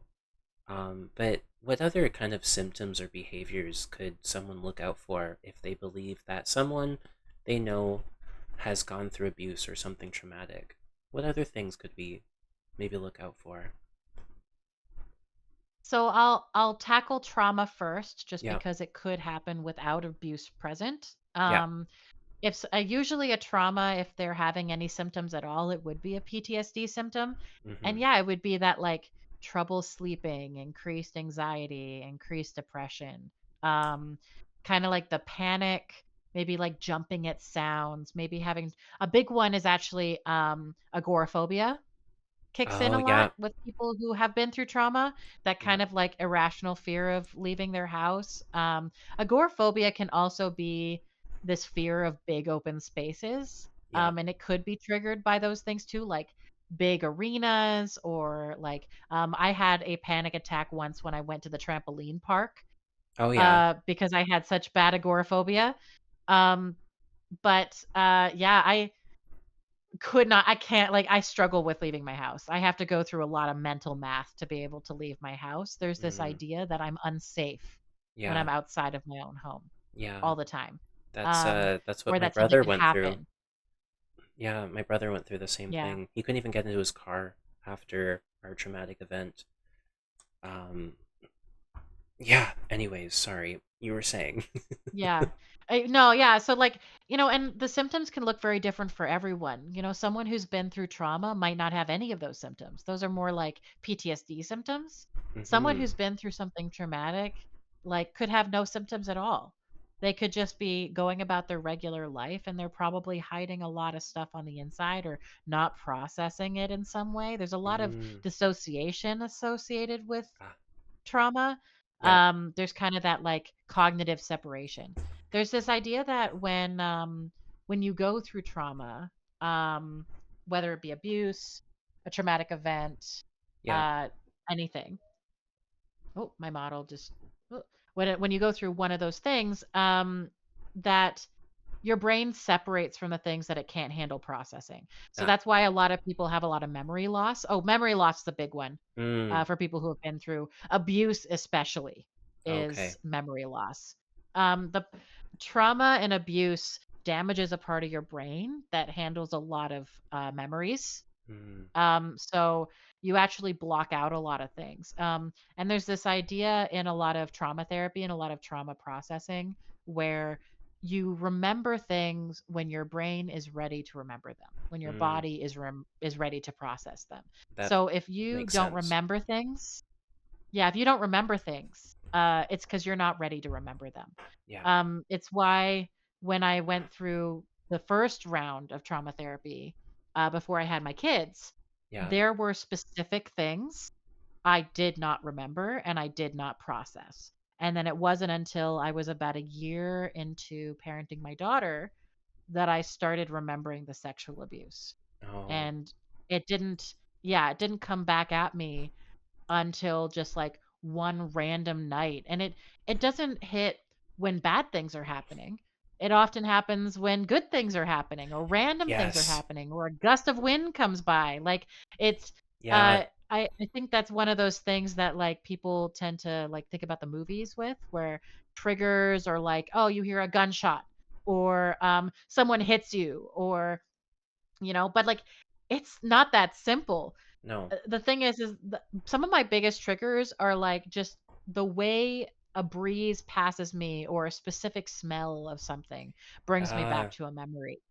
yeah. You're connecting me a little bit to this metaphor that I was taught when I was going through my deepest part of my grief. Was that sometimes grief is like a box. And inside that box is a button that triggers pain and a ball. And when grief is really new, that ball is really big. And as we are going throughout our day, it's like we're holding that box as carefully and steadily as we can. And one little jostle could hit that button at any moment. And interestingly enough, for me, it was joy. The moment I had like a really, really beautiful thing happen to me, suddenly the pain trigger hit, and I would think like, oh well, my friend Ryan's not going to experience this anymore. Um, why do I get to experience this joy when so many people are hurting? And then suddenly, just the floodworks fall, and it was really really beautiful and brutal, and it made me Mm. really averse to joyful things. Right? I talk about it a few times in some of my other podcasts, but like foreboding joy happened so much for me. And foreboding joy is essentially that phenomenon that happens where you think like, oh, work's going great, or relationships are going great, or I don't know, someone else, oh, life is going great, and then suddenly you think, fuck, when's the earthquake gonna hit? When's the shoe gonna drop? Mm. When's disaster gonna strike? Well, maybe I gotta prepare for this.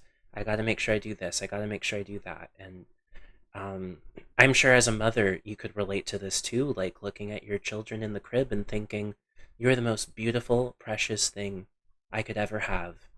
And then, bam, I would hate for anything to happen to you, right? Foreboding joy I yeah. is that moment where it's just like, well, there goes that joyful thing that I feel like I'm not worthy to have. I gotta prepare for the worst. I gotta prepare for devastation because that's just what my life has been, right? Um, Yeah. I think like when it comes to like abuse, I think a big part is that I'm assuming that every person in my life is going to either leave me or hurt me. mm, There's a lot of assumptions there in my brain and my body that yeah, thinks that inevitably I'm going to get hurt again, inevitably something's going to be unsafe again, inevitably I'm going to need to run. I'm always this like yeah, I've spent my entire life living in this constant state of I got to be ready to leave at any moment. mm, Um, and it wasn't until I had kids that I kind of let myself settle a little bit. yeah. Um, but even then I got hit with that massive trauma, and now my body's like, now you can't run, you stupid fool. You should never have gotten comfortable. See, No, this is why we've been getting ready to run this whole time. yeah, It's like, and like the things that kind of bring me comfort are like, I feel safest when I'm in a car because I mm, can always drive somewhere else. yes. Or You know what? That's I, something sleep better. Sorry Yeah, to like, I interrupt, sleep but I better on remember. couches than I do in I Oh, just yeah, sorry, go remember on. our. Sorry, I don't mean to. I just had a really powerful connection when you said that you're safe in a car. Like some of my favorite memories of us hanging out was you're like, hey, let's go to the reserve Starbucks. Which one do you want to go to? I'm like, I don't know. It's like let's go to the one downtown. I'm like, seriously, we're gonna go downtown? That's like a 40-minute drive. Yeah, absolutely. And you'd like crank up the tunes and you'd just be laughing and smiling and just the drive itself. I always remember just feeling so comforted, so I could definitely feel that. I apologize for interrupting. What was your thought? Oh, it's so gone now. It's just it's left the coop. I have Yeah, no idea. okay. But I No think, like worries. yeah, I think that, like, bracing yourself for happiness all the time is, like, a really big symptom of, like, that trauma. And I Yeah, think that if you've been through abuse, you also brace yourself for, those relationships to inevitably end. for a betrayal It's, or something, there right? Yeah. Yeah, there's this assumption, but it's funny because if you've been through abuse, you're actually more likely to be abused again. I don't Mm, know what it is if I put off like easy to abuse pheromones or something, but there is a consistency among people who have been abused where they are more likely to attract people who are abusive to their life, whether wow. that be romantically or as friends, coworkers, supervisors. It's consistent, like really, really consistent. And when and like you simultaneously exist in this constant anyone could hurt me. Everyone's going to hurt me. Everyone's going to do this to me. But you have these massive blinders Yeah. for the people who are very good at manipulating you. Mm, And it's this kind of like this constant will they won't they. yeah. I think like just to like hark back to like symptoms of abuse Yeah. because I think that's super duper important because you know there's symptoms of like someone who might be going through a trauma and it could be really obvious or really not. And really it's just if you notice your friend struggling, you should help them in Mm. any way that you can. And really that's just about being there for people. It's not about fixing what they're going through.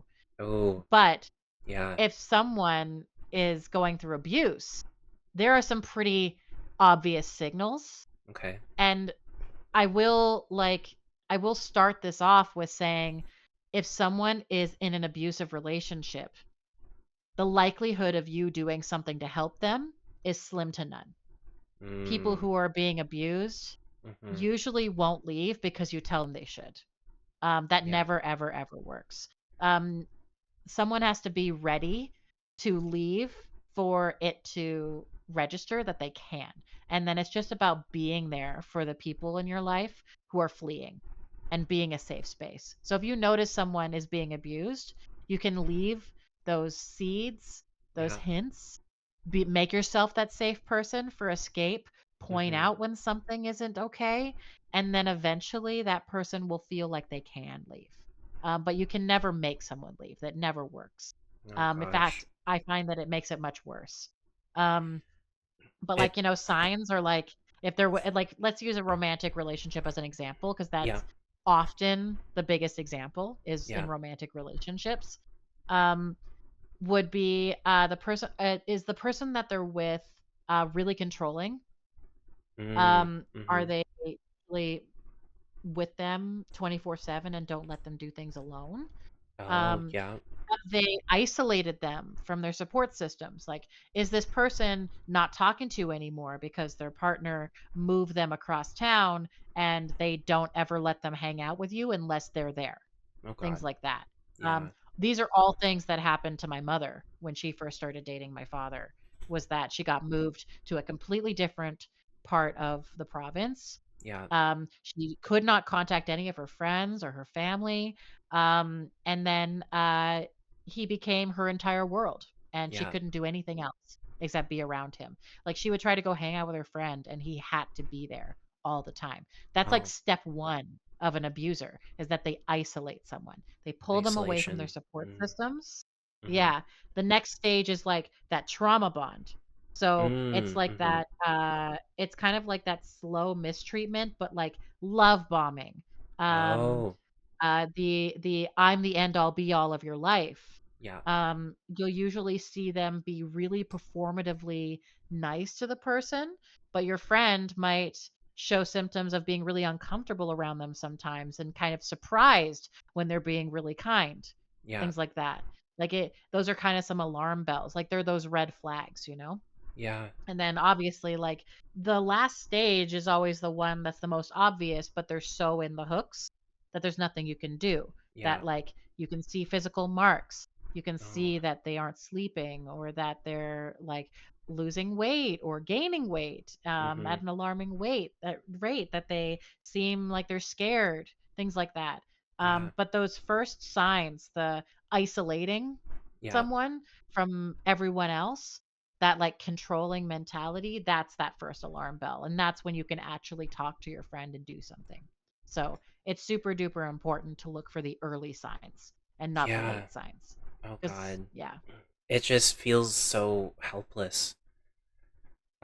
When you describe it like that, like it's I can imagine someone who's looking on the outside in, and maybe they just weren't aware. They just weren't aware of what was happening, but those butterflies were popping out, being like something's wrong. The alarm bells were ringing, and because they are, this is all hypothetical, but because maybe they're just too afraid to be doing the wrong thing, or to being offensive, or um, you know, that they just let it happen, and then it gets to that late stage, and then, that's just sounds so helpless. Sounds so incredibly helpless. But it's one of those things where we cannot traumatize ourselves vicariously when we witness this, if that makes sense. Like, what can we do to protect ourselves as well? Um, Yeah, and that's why I say like it's really important to just be there for the people that you care about. yeah, And to not hold it on yourself. Like you can't change anything. You can't stop the person from being in the abusive relationship, and you yeah, can't really stop the abuser unless you witness something uh, and get evidence of it. yeah, But even when that happens, that sometimes backfires because if let's say you actually catch a video of your friend's partner abusing them, yeah, and you're able to submit it to courts and call the police. yeah, The reality of the situation is, they didn't assault you, yeah. and that person's gonna be out of prison, and then they're gonna abuse your friend even worse. Oh gosh. So it's a very, very delicate situation by the when someone ends up in that place. And usually if you come up to a friend and say, "Hey, you're being abused, you should leave," they won't want to leave. No. When stuff about my abuse started coming out, my friend found out, a different friend than the one I talked about earlier. Yeah, Went to the guidance counselor and basically told on me, even though I told her to keep it a secret. I said I didn't want anything to change. yeah, Don't tell anyone. And yeah, she was a good friend, even though I hated her for it at the time. yeah. And she told the guidance counselor what was going on, and they pulled me into the office and said, like, we're going to have to report this. And I said, Mm, no, you're going to ruin my life. I yeah, was adamant. I said, you're going to ruin my life. You're going to change everything. I like things the way they are. They're simple. No one has to know. I don't want anyone to know. yeah. And unfortunately, that guidance counselor didn't actually end up making a report. And by the time I came back and said, I do want to make a report now, it was too late because I had already left and I didn't have anything to stand on and they wouldn't let me make any reports. So Yeah. it's it's really delicate and usually the person who's being abused is going to put a lot of pushback in. Um Oh man. my Yeah. brother still lives with my dad or Mhm. still talks to my dad constantly. Yeah. And there's nothing that I can do to make him leave Yeah. and stop talking to my dad. There's nothing I can do. I just Yeah. have to be there for him. It makes me think of the harm reduction model um, that I was taught when working in addictions, but we got to meet people where they're at, right? And I think that Mhm. also applies to ourselves. We are also people, and we need to meet ourselves where we're at. And if we are not people that can hold space for another person, if we're not able to be a safe space for that other person, we gotta protect ourselves. We gotta figure out what is right for us. Because if we are trying to help and we are not at the right headspace or we do not have the capacity, we can also make things worse. And Yeah. yeah, it's just hard Yeah, though. It's years ago I had to get to this stage where I had to put a lot of space between me and my brother for my own emotional protection. yeah. He was kind of a like I guess kind of like a spy for my father for a long time where every time Oh my yeah. dad tried to stalk me and he couldn't get a hold of me, my brother would do it. Mhm. And so my brother would try to like get in and talk to me and then he would pass things on to my father. And it Oh. both became something that was emotionally hurting me and Mhm. something that was putting my life and my family At at risk. risk. Yeah. And so for years now I've had to like keep a distance. And so I've Mhm. kind of found this really delicate in between where if I do speak with him, I don't Mhm. give him any information about me Yeah. and I also I give him a lot of kindness, but I Yeah. just don't respond to certain things. And Mm. I keep a lot of distance. And like Yeah. I can't go rescue him anymore and I can't like say I'll help you with this and I'll help you with this and this cuz like years ago I had this situation where he was like I'm ready to leave. I'm ready to leave. And I said, Yeah. "Okay, stay here. I'll help you turn off your phone, block him, do this. This is all the stuff that I did that helped me. You Yeah. know, I'm here for you. Are you going to be okay?" And then after 2 days, he started ghosting me.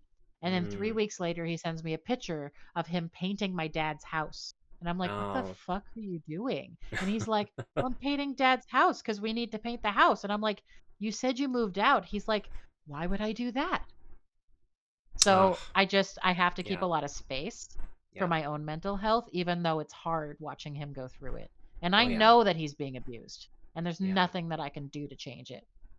No. Um. But I hate to put a little pause on that, but we do have ads starting in about a minute and 40 seconds. So I think I'm gonna do another tone shift question while ads Okay? going. um, but let's see. Let's see. I'm ready. What's your favorite movie? Bring it on me. Let me take a sip of my Diet Pepsi. Diet No sponsor. Pepsi. Not sponsored exactly. But what's your favorite Are you movie? kidding? Can you imagine if I was sponsored by Diet Pepsi? Oh my god. Could we all just be sponsored by Diet Pepsi? That would be great. That would Um be great, actually. mhm. Actually, before you answer the question about um your favorite movie, I have a memory of hanging out with you once, and I think I had all my DVDs out. I'm like, let's watch a movie, and I think we zeroed it down to, oh my gosh, Lord of the Rings or Spider-Man 3. Was it Spider-Man I 3? I think so. don't remember this. The one where Tobey Maguire does the silly little like finger guns. Oh Um god, yeah, that's Spider-Man 3 for sure. It's so cringe.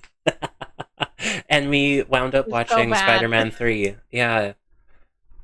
It's Um so goofy. it's so goofy. I thought that was such a funny moment too. It's like, yeah, yeah, this is what we're watching. I love this.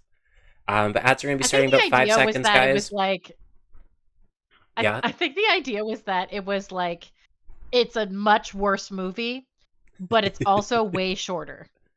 Yes. Yes, it was Yeah. it Lord of the Whereas Rings like was Lord of the like Rings was also a whole vibe. it is. It's like 3 hours of just like buckle up, get ready.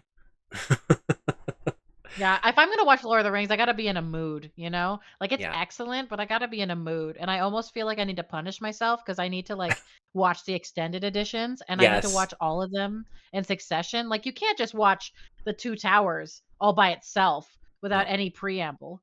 My Yeah. goodness. Oh my I'm not goodness. I'm not a scrub. I don't want no scrubs I here. I am this ain't amateur hour. If I'm watching Lord of the Rings, I'm watching all 3 of them in a row, the extended edition without Jesus. stopping. And I am gonna have like scheduled bathroom breaks and I'm gonna have all of my friends Really? over and we're all gonna suffer together. It's gonna be like 16 hours. Yeah. And that's if I exclude The Hobbit because The Hobbit's gonna add like it's gonna be like a 30-hour affair. Yes. Oh my god. And And that's we're kind gonna of, dress up and there's gonna be themed snacks. oh my god. Oh my god, sounds like so much fun. And like it's like that's something that's been really cool about how you've been handling your Discord server with the onion patch and how you have your own movie nights. I think that's so cool. I don't show up as often as I should, because usually I have a dinner with my dad on the nights that you do your movie nights. But I think that's, I don't know. I just love it. I love popping in when we did National Treasure. Yeah, that was fun. I love National Treasure. I'm such a dork.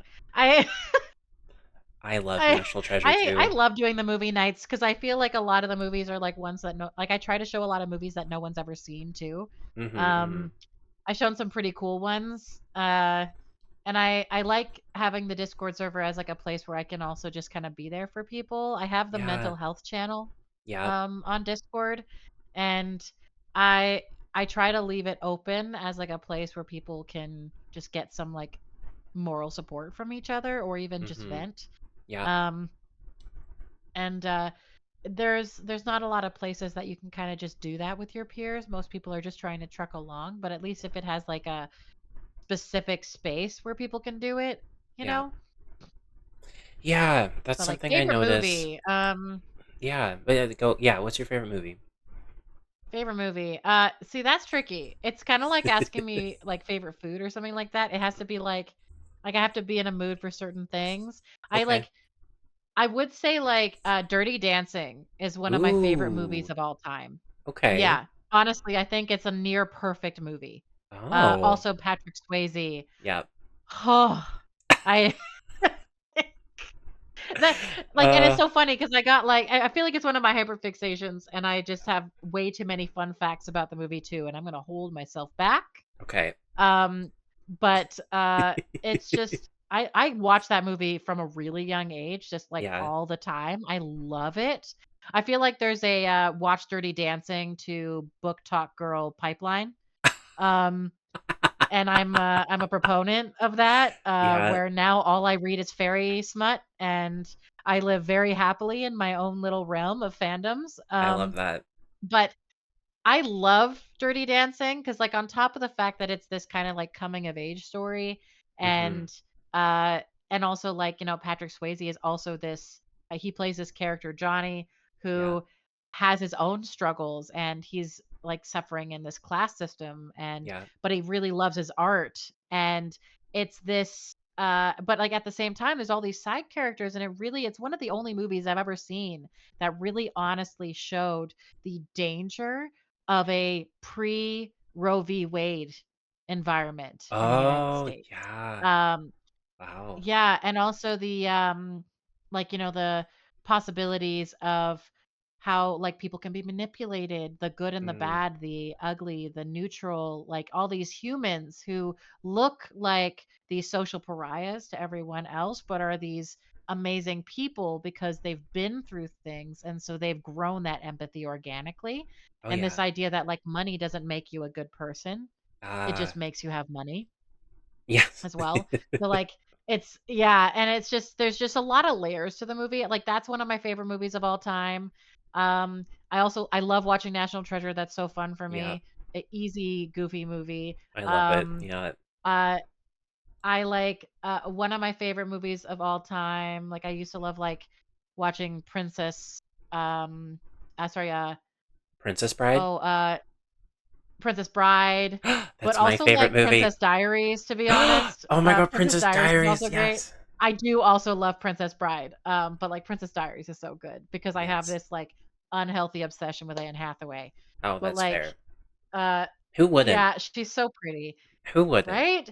Yeah. But like, there's so many movies. There's just too many movies, Like I was Yeah. obsessed with Terminator for the longest time, and I'd watch all of them. Oh, Um, okay. Nice. Yeah, I like what's one that I showed recently? There's a movie that I showed in movie night recently that's it's called Bottoms. So Okay. funny. Um Written by like the director and the writer of the movie is a Jewish lesbian. Oh, hell yeah. Um and, and the movie is very lesbian coded Yeah. and very like POC coded also, and Okay. it's just such a funny movie. It basically is like a gay parody of all the crazy teen slasher movies from the 80s and 90s. Oh, Very funny yeah. movie. Oh my gosh. Yeah. And Well, like there's just so many movies. yeah. But like Dirty Dancing was one of my favorites growing up. So like that That's was the like all my time. go-to. If I'm having a bad day, I'll just watch that on repeat. Beautiful. Ah, I love that. Oh, Okay. yeah, Jurassic Park too. It's really great watching bad people get eaten by dinosaurs. When you're having a bad day, you just wanna Yeah. watch bad people get eaten. It's just like, mwah. Yeah. Yeah. Um, I love that. I love our tone shift ad break questions now. This is so much fun. But I must It is so good. shift the tone one more time. And I've got like what, I think maybe two more questions, if that's okay. Um, Oh, yeah. okay. I'm But I'm then good. I'm chilling. I'm here for a good time, a long let's time, a short time, whatever. I am heck at yeah. your disposal. Heck yeah. I mean, two more like topic questions and then maybe switching to the rapid fire segment and then we'll do some chat questions if chat is interested in asking some questions. But Of course, yeah. yeah, there was a book that I read kind of after my tragedy. It's called Trauma Stewardship, and it's written by Laura Van Dernoot Lipsky with Connie Burke, as well as a foreword by John R. Conte, who's a PhD. Um, but it's a great book, but it's also so hard to read. And there was one moment in particular that made me close the book and cry for an hour, because it was just Oh so no. it was practically what I went through. And if it's okay, can I read you that part and maybe we can share some thoughts about it?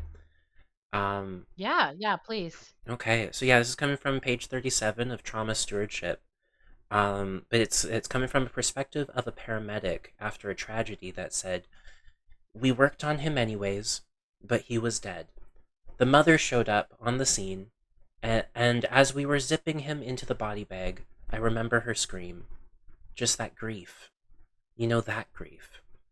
And then I looked up to the sky, and it was absolutely a gorgeous night. It was dark. It was a dark, clear sky with beautiful stars, and I remember thinking, how can these things exist at the same time?" So yeah, I guess my curiosity is, what kind of wisdom or generosity do you think this kind of story can bring? I think it's that okay, I have a story and it's going to pull it back to when my mom passed away Yeah. because uh my mom actually so I I hadn't talked to her in ages. Like Mm-hmm.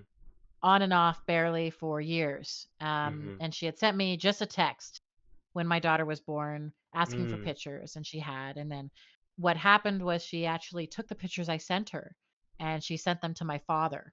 Mm. And my father printed out the pictures and put them on the dash of my car while I was in the middle of moving.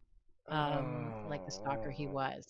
Yeah. Yeah, it's not Creepy. even surprising at this point. I know. Not even the first time he's done something like that. But anyways, I digress. Yeah. And I got so angry at her. I got so angry and I said Mm-hmm. like, "Why would you do that?" Because I had to figure it out. I was like, "How would he get these pictures?" And there was only like Mm. one person I had sent these pictures to, and it was Mm-hmm. her. She said, "Well, because I sent them to him." And it was a back and forth and I said, "You can't do that." She said, "Well, he's your father." And I said, "No. No, he's not. He's my abuser." And Mm. she's like, "Okay, well, whatever. Live in your misery." And I said, "No. Here's the thing, Mom, is that for the first time in my life, I'm happy. And Mm. you're making me feel like for me to be happy, you have to be out of the picture." Wow. And a week later, I get a call at 4 a.m. Uh, and I step out. I'm like, Hello, who's this?" And it's the hospital, and they're actively doing CPR on my mother Oh my God. because she had had a surgery Yeah. that I didn't really even know about. And she was post-op. Surgery went great, Mm-hmm. and the oxygen fell out of her nose while she was sleeping, and she had a heart attack, and no one found her. And when they did, they started doing CPR even though they shouldn't have, because I found out later that she was dead for 30 minutes before they did CPR and brought her Oh. back to life. But in a coma. So I get this call saying, "Your mother, she's code blue." And I'm like, "What?" It's 4 a.m. Oh my And God. and then 3 minutes later, like, "Oh, well, we have her back, but she's in a coma. Is this a good phone number to call you about updates?" And I'm just like in shock, right? Yeah. And for the next 5, 6 days, it was just this will they, won't they? Is she going to die? Is she going to live? Is she going to wake up? What's the status? And eventually it ended up coming out. They did all the brain tests after like 5 days, which for the record, a social worker said, they're not even going to be able to do the test until Thursday morning. So if you can't get the flight until then, that's fine. To come see her. And I'm like, okay. So I had bought a flight for Friday morning because it was one I could actually afford and one I could actually make. Yeah. And I had planned it so I could go see my mother, and I brought my daughter and Ronnie with me. Mm-hmm. And on Friday morning, I get a call saying that they did all the tests and she's fully brain dead. and that she was dead for 30 minutes and that she is rapidly fading and she is going to die at any moment. And this is right before I get on the plane. Oh my god. And so I start coming to terms with the fact that she's going to go. Yeah. Um, but while we were on the flight, I was thinking, okay, it's just about saying goodbye to her. And at this point, I'm not even sure I'm going to bring my daughter inside the hospital. Yeah. Um, I had Ronnie and my 3-week-old daughter with me on a plane, and we were flying and exhausted, um and it's funny because this is a story that I got through Ronnie. I wasn't actually awake during this. I was so tired. Ronnie Yeah. said, "It's okay. You can just sleep on my shoulder. I'll hold the baby while she sleeps." So Yeah. I was sleeping, and all of a sudden, Ronnie, like my daughter, she just wakes up. She just kind of wakes up very, very awake, but not really doing anything, just opens her eyes very alert and just Mm-hmm. stares right at Ronnie, just right into her eyes, like Yeah. she hadn't done before. And then looks straight out the window of the plane and then Uh-huh. back at Ronnie and then goes straight back to sleep. Huh. And when I got off the plane, I found out that, and I get a phone call while we're getting off the plane. And I find out that my mother had died while we were in the air.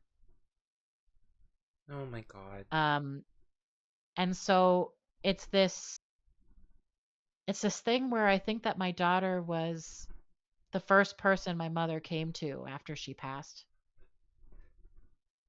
and that they got to meet for a moment.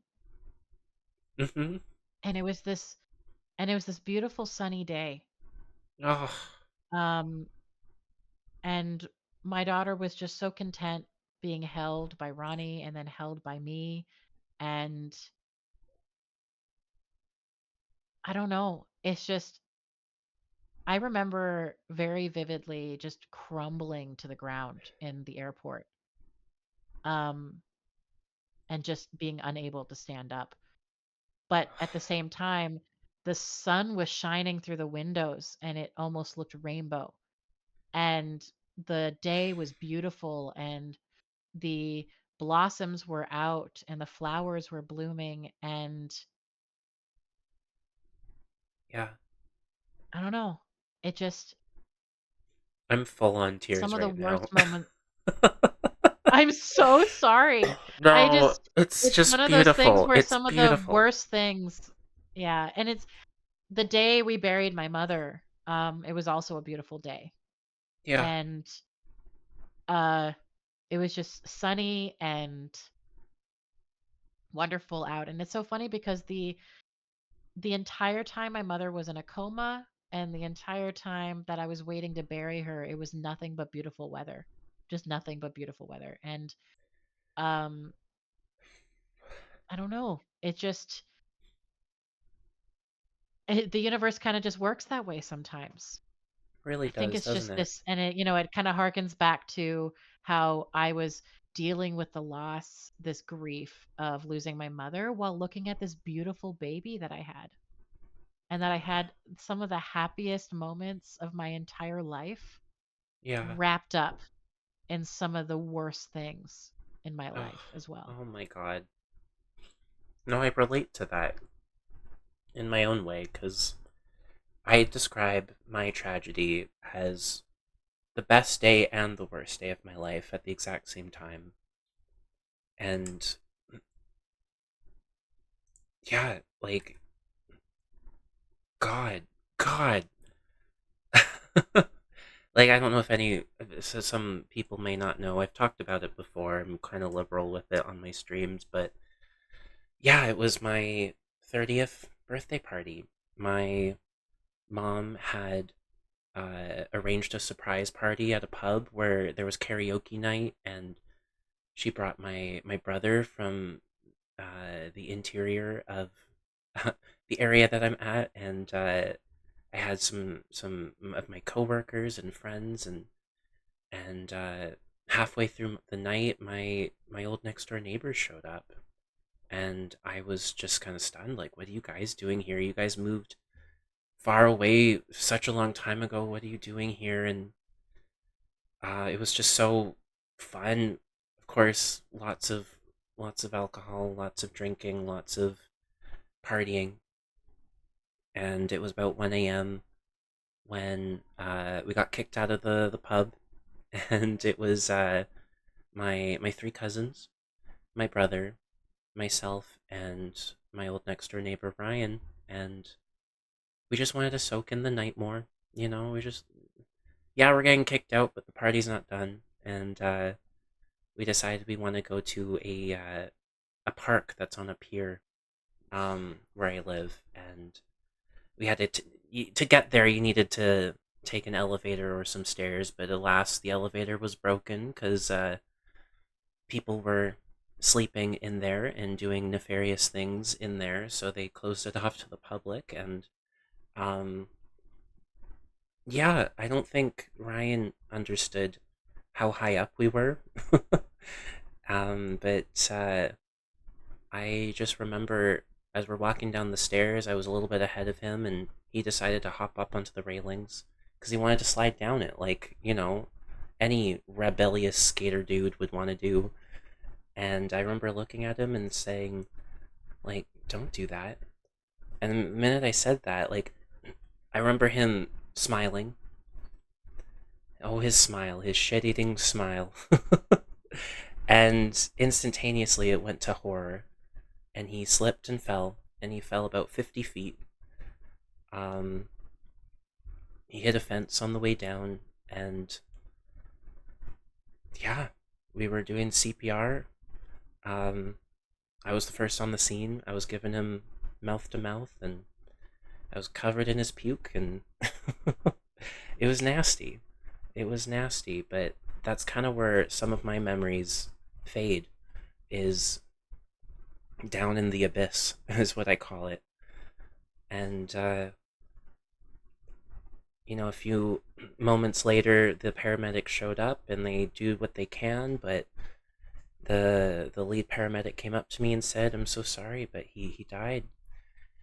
And I remember lamenting, screaming, crying, my cousin holding me in his arms, looking at the beautiful moon, the beautiful stars. I remember then, I don't know, something triggered in my brain where I was like, it's now my responsibility to also tell everybody. I really shouldn't. I did too much that day. I don't know where this inner strength came from, but I then called his brother, and I told his brother that his brother had died. And then I called his mother, and they rushed over, and yeah, I too saw her scream. And I understand that when it's kind of crazy how this book kind of nailed my experience. um because I know that grief. I know that grief. um but it's kind of crazy how two things can happen, two beautiful things, two opposing things can happen at the exact same time. Yeah. Anyways, sorry, I got lost there. No, I'm curious because for me, scent memory is such a massive thing. I think Mm-hmm. scent memory is a really big trauma memory. Mm. Um, do you ever feel like you attach to the smell of the ocean when you think of this event? That's interesting. I mean, we weren't. It was by a river, not the ocean. But Oh, it's the river, sorry. no, no, it's I don't okay. know. I know the river you're talking about, and it always smells very salty to me regardless, It is because it kind. does Well, feed pretty closely into the ocean. it does. Yeah, and I don't know. I guess the smell I of water and sand, maybe. I do when I get close to the site where he passed away. I do feel my body tensing sometimes. I have been to the site several times since, but every time I grip the handrails like it's a life or death situation. Um, I always look down the stairs at where I saw him. I I always remember his frozen face. That's what I remember. Um, but it just kind of sucks because it was my birthday too, and Yeah. I think for me, it's the warmer weather of spring that gets me. I love spring. Spring is my favorite season, but this whole tragedy, I'm not going to say it ruined it for me. It just it brings the shadows back and I have to acknowledge their presence more. Yeah. Yeah. I feel that like that site being like a place you hold your breath. There's a lot of places, like physical locations that I can't go to or that I avoid, or I feel like I can't go there unless I'm ready kind of thing. Mhm. Um I have a friend who died when I was in college. She Oh. was only a year older than me, and she died really suddenly as well. She There was a guy who was speeding on a really busy Mm. street, and she Mhm. was on her lunch break eating her sandwich near a bus stop, and the guy crashed into five people, but she Oh. was at the front, and Oh my he god. seriously injured four of them and killed her on sight. And this was when I was 19. Um, and she was also, like, the kindest person I'd ever known, Mhm. and she just was this angel of a person. And, like, on top of that, her sister, her only sibling, had died 3 weeks prior, Yeah. from an overdose, and her mother was out of town on the first vacation. Her single mother had was on the first vacation she had taken in over 20 years, Yeah. and, they couldn't tell her.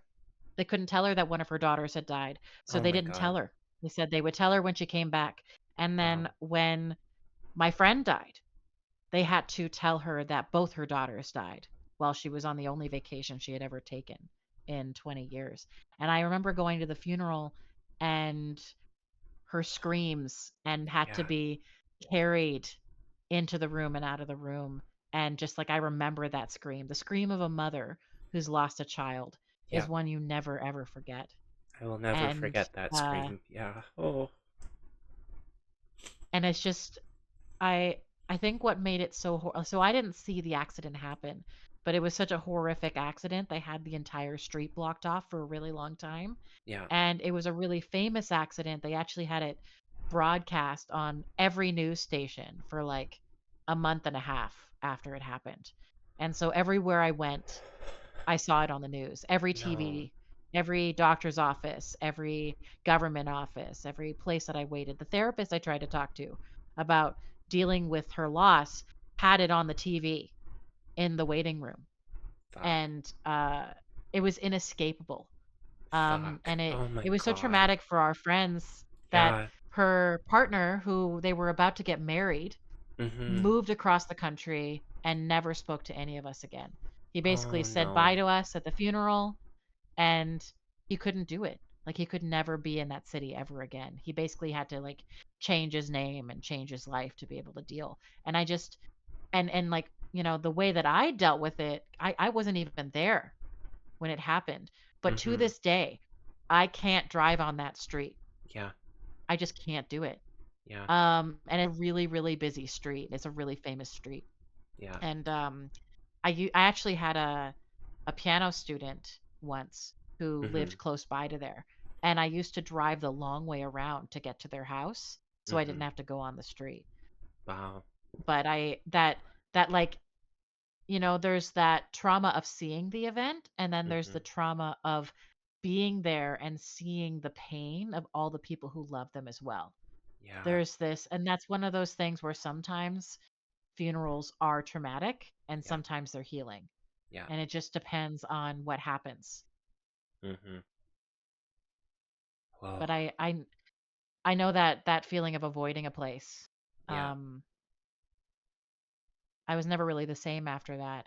It was one of those things where I realized how short life can be. It kind of gave me this reality of I could die at any moment. what am I doing with my life now? I Back to used to like novolepsis. go out. Yeah, I used to Yeah, like go out and I used to drink with friends or do whatever. And yeah, it's the same thing. Like when my aunt died, it was just very sudden. Every time I've lost a person in my life, it's changed me irreversibly. But it's the yeah. pain of other people around you that really leaves that mark too. Hmm. And on that note, how how do you think we can take care of ourselves after enduring so much suffering? What are some good strategies that you might know of? I actually like I've actually ruminated on this a lot lately, Yeah. in recent months because I was actually I had to go for a 2-week intensive course at my school to finish up my degree recently. Hmm. And we did a lot of like facilitating groups for each other. Yeah. And one of the people I was grouped up with, they did some gratitude workshops and they also did some like Mm. self-care workshops because of course everyone tries to tackle the self-care workshop, right? And I've done it 10,000 times, right? It's always oh, what do you do for self-care? Oh, I have baths. I buy myself a chocolate bar. Yeah. I read a good book. I like this movie, et cetera, et cetera. There's the run of the mill stuff. Hmm. When you do a Google search on what self-care is, there's the top 10 list, right? Yeah. Um, but the thing is, when you've been through a lot, and and also if you work in an industry like mine, where Hmm. you're seeing firsthand a lot of trauma all the time, Hmm. um, finding ways to have that self care in more creative ways is so important. Mm. Hmm. I think it's about having small moments of peace for yourself, allowing yourself to have those little breaks here and there, Yes. but also finding ways to have self care even when you're doing hard things. So, Oh. Yeah. I like, an easier example of that is like every time I go to the grocery store, I get myself a present every single time. Mm. Hmm. I once had like a therapist shame me for that. By the way, they were like, "Well, have you thought of going to the grocery store and not buying yourself a Yeah. treat?" I'm like, No. "What? Fuck you. Why would I do that?" Yeah, fuck you. Exactly. Like, I have worked really hard on myself. I've gotten to the point where I think I deserve these treats. And if I have to reward myself for going out of my house for one single object, then I will do that thing. Mm. And it's not like Hmm. I'm spending like $50 on myself every time I go to the grocery store. I'm like getting myself a chocolate bar or buying myself Starbucks or Yeah. like a McDouble from McDonald's because it's bad for me and it's salty and it Yeah. fills this like primal need to eat bad meat. Mm. Hmm. Hmm. You know, like I think that a lot of my self-care is in food and Okay. drinks, Yeah. like beverages, like not alcohol. I don't I've been sober for years, but uh it's more like really good coffee. Like coffee's Mm. already expensive, but if I'm going to make myself coffee every morning, I make good quality coffee.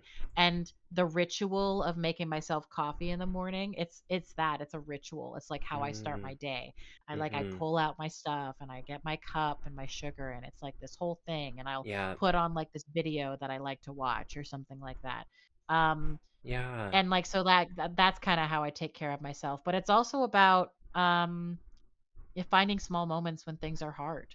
Yeah. Um, I have to remind myself constantly that when I screw up, that there's still people who love me Mm. and that it's okay to make mistakes. It's Yeah. that like self-talk that's really, really important when it comes to self-care and being okay. I think like reminding myself it's okay to take a break and it's okay to take a moment for yourself. And I was actually talking to Ronnie about this recently because they're going through a loss right now. And Oh, yeah. um and I'm dealing with this and at the same time because of course the universe has a bad sense of humor. Yeah. But It at the does. same time I found out that my grandmother is really really sick and when I called her it just sounded like she's she thinks she's going to die any day. And um and I'm kind of gripping with that as well. And Mm-hmm. For me, I've been through this, right? Like I've had loss and like I kind of have like a way of dealing with it now, like Yeah. dealing with grief. And I think that healthy way is not letting it consume me. You can Mm-hmm. allow yourself to ride the waves of grief Yeah. and still allow yourself to feel joy. Like Yes, that element of joy is so so important. it And is. people who have been through trauma, who are grieving, who are in some of the hardest moments of their life, that those moments of joy are so difficult. They It are. really feels like pain almost, Yeah. because it's so much easier to feel that negative thing. But Yes. if you don't allow yourself to absorb those moments of joy, it's gonna break you. So, Yeah. like, yesterday, I was so distraught because I was on the phone with my grandmother and it didn't go well. And Mm. I can't go visit her because of circumstances and it's just really hard. And I just wish things were better, right? All these Mm-hmm. Mm-hmm. what ifs and loss and things should have been better, et cetera, et cetera. Yeah. And Ronnie knew I was going through that. And then I just started smiling and playing with my kids, and I was Oh. like, "Let's do a bath with them together today. It's gonna be Oh. chaotic, but let's make it work." And she's like, "You're being a little hard on yourself. You gotta let yourself feel these feelings." And I'm like, "I did. I let Mm. myself feel these feelings, and these feelings aren't gone, but I can't ignore the good things in my life either." Yeah. Don't let So it I gave be my kids a bath consuming. together, and yeah, oh yeah, and I let myself be joyful and I gave my kids a bath together and they covered me in water and they got pictures of it and they were Oh. so goofy and gremliny and it ended my night more mine. And I can't control everything, but Yeah. I can control the good things in my life that I don't take for granted because Yeah. it all comes back to that other word where I know how valuable the things that I have are and Mm-hmm. how easily it can be taken away. And I'm not going Mm. to waste my time ruminating on things I can't control when I have something so good right in the palm of my hands. Beautiful. Oh, beautiful. It definitely takes a lot of work though. Yeah. Um, Joy is not Absolutely. easy. No. And taking care of yourself is also not easy, especially if you've been through abuse. Yeah. It's not easy. It takes so much work, so much mental math to be good to yourself.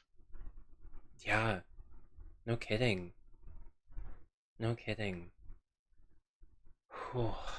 Oh my goodness. Well, I I want to just keep talking about it, but at the same time, it's like, ah, this is a lot. This is heavy.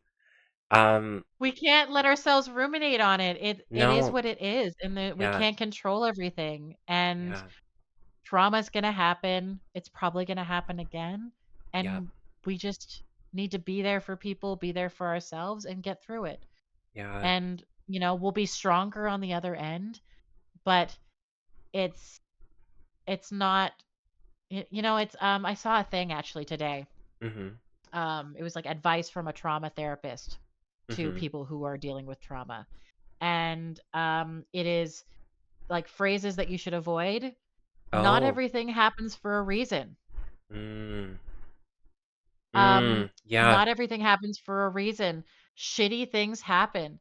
Fucked up things happen. And yes, that sucks, and it's okay to be upset about it. It's okay mhm, to feel like things were taken from you. It's okay for me to feel like my childhood was taken from me. It's okay to feel like your birthday and your good friend and those good things were taken from you. It's okay to feel like you've been robbed in some way. yeah, Um, but it's also okay to allow yourself to take some of that stuff back. yeah.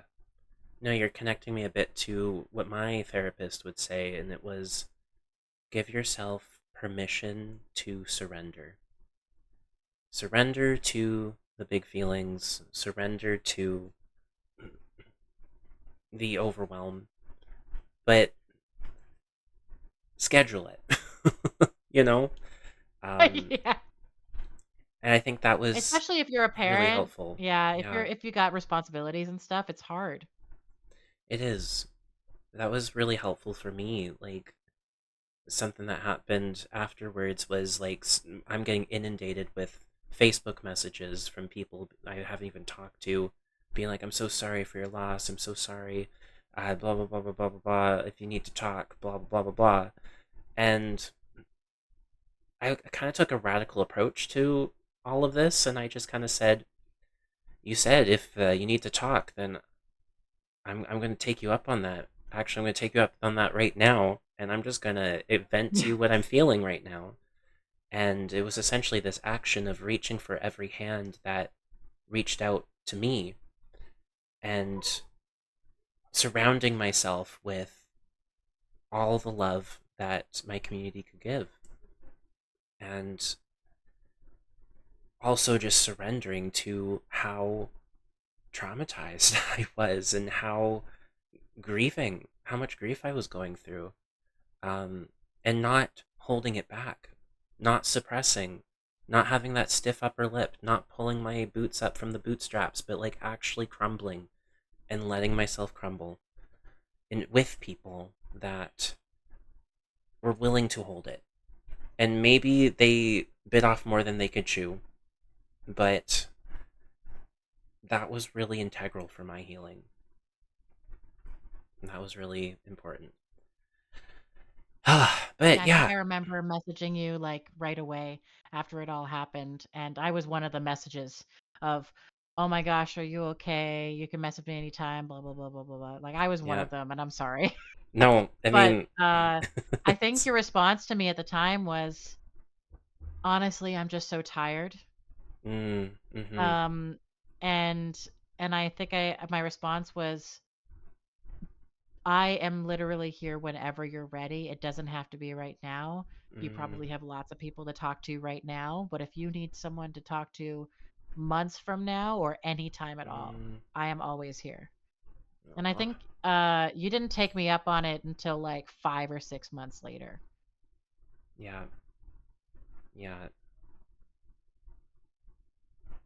You gotta, like you said, you can only really reach for the hands when you're ready to reach for them, right? You can only really escape when you're ready. Yeah. Yeah. And it's one of those things where when you work with kids and youth, like this trauma informed approach, this like it's it's not about shaping people and telling them how to heal. It's Mm-mm. about being ready to uplift and catch people when they fall. Mm, And you got to that's be there with beautiful. the net, ready Yeah, to like wrap people in that love when they need it. yeah, Because when they need it, they'll be there yeah, to receive it. yeah. All right, shall we jump into a rapid fire? Rapid tone shift. Another Sure. tone shift. Tone shift. Tone shift. We should um, get like a little bell. Ding-a-ling. ding-a-ling-a-ling. Tone shift. Okay, not well. This first question isn't exactly a the most tone shifty, but try your best to um answer it in one sentence. But what does vulnerability mean to you? Honesty with yourself above anyone else. Ooh, ooh, I like it. I like it. What's your favorite food? We were just talking about this. Oh Yeah, my what's God. your favorite food? Shrimp. Shrimp. Beautiful. Like, okay, I could say chocolate. Yeah, I could say a lot of things, but I'm gonna be so real. I could eat shrimp forever and ever without stopping, and I would be consistently happy and not ill. Like I could just survive on shrimp alone. And it's so expensive, so I never let myself have it. you're so expensive. I love it. What about chocolate covered shrimp? Oh, that's so gross. No. No, don't do that. Don't do that, friends. Unless, Don't. no, don't do it. Um, No, don't do it. do you have a favorite musician or song or genre of music? Not really. I kind of listen to everything. And what I'll usually do is I'll have like an artist that I love because it's a vibe, or Mm, I'll have a favorite song because it's a vibe, or a genre because it's a vibe, but they don't cross over very much. So okay. like I really like like I'll listen to Billy Talent or I really like July Talk as a band. Oh, okay. The musician that I'm kind of obsessed with right now, though, the new one that I'm Mm-hmm. obsessed with, um, and it's funny because like I don't like all of his music, but I think as an artist, he is just doing amazing things. And Mm. it's Ren. Oh, Ren. Do you know Ren? I know Ren, one of He's my kind of like chatters. he's like, "No, I'll send you some stuff of his." He does like rap, but he talks Okay. about mental health and Yeah. abuse and all this stuff, and like his lyrics are just like these insanely powerful things, and he's been through such an Mm. insane mental health journey, and he's really honest about it. Mm. And he's just Mm-hmm. this, and he's spent his whole life feeling like he isn't good enough for people when he's just been this insanely talented musician, and it's just like I just resonate with it so much, and I just like Mm. I'm like at the altar Yeah. bowing down before his prowess because he's just so Wow. talented, and Ah. he's also really really really humble. So I'm going to send you Mm. some stuff. Please. But when it comes to like genres, I Mm-hmm. tend to listen to a lot of indie stuff. Okay. Yeah. I Same. used to listen to a lot of alternative rock for Mm-hmm. years and years and years. Like I was like the Sick Puppies crowd when I was in high school, and Okay. Yeah. I've always loved Nirvana and stuff, and so like a Mm-hmm. lot of indie music, but and alternative music. But like I kind of vibe with indie as a genre these days, just because it's like there's some really cool artistic stuff, uh, Yeah. but it's also like listenable. You know, I Okay. don't feel Yeah. like I need to be too on to listen to it. Yeah. I like that too. Um, and oh gosh, when it comes to the song, again, like some of my favorite songs that I'll listen to, like will give me like the right vibes. Like I could just listen to them over and over again. Mm-hmm. There's a song called Anxiety. It's a rap. Okay. I'm like, is this Um, the Dochi it's song? no, no, this one's from, it's called Intro to Anxiety. Okay. Cool. Barely anyone I talk to, knows what this song is. Mm. It's, it's by Hoodie Allen. No, don't know him. Um, but it's like yeah, it's like the lyrics start off and it's like, I'll do you want me to put the link in the chat? Because I can. Um. Okay. Yeah. You're welcome to do that. Yeah, I can If it lets you. I'll send that. Yeah, if it lets me. Um, but yeah, Intro to Anxiety is one of my favorite. It's like life is super Dusty life is super hard. I'm having trouble separating the good and bad. Uh, time to get back to my future just to get to my past. But Mm. knowing me, my DeLorean will already crash. I get into a taxi Oh. and I ain't got no cab. Like Yeah. it just like it goes on and it's really really good. Like I like the lyrics of it, and Yeah. I also really like this song that Ren came out with recently. Um uh and I think it's called High Ren.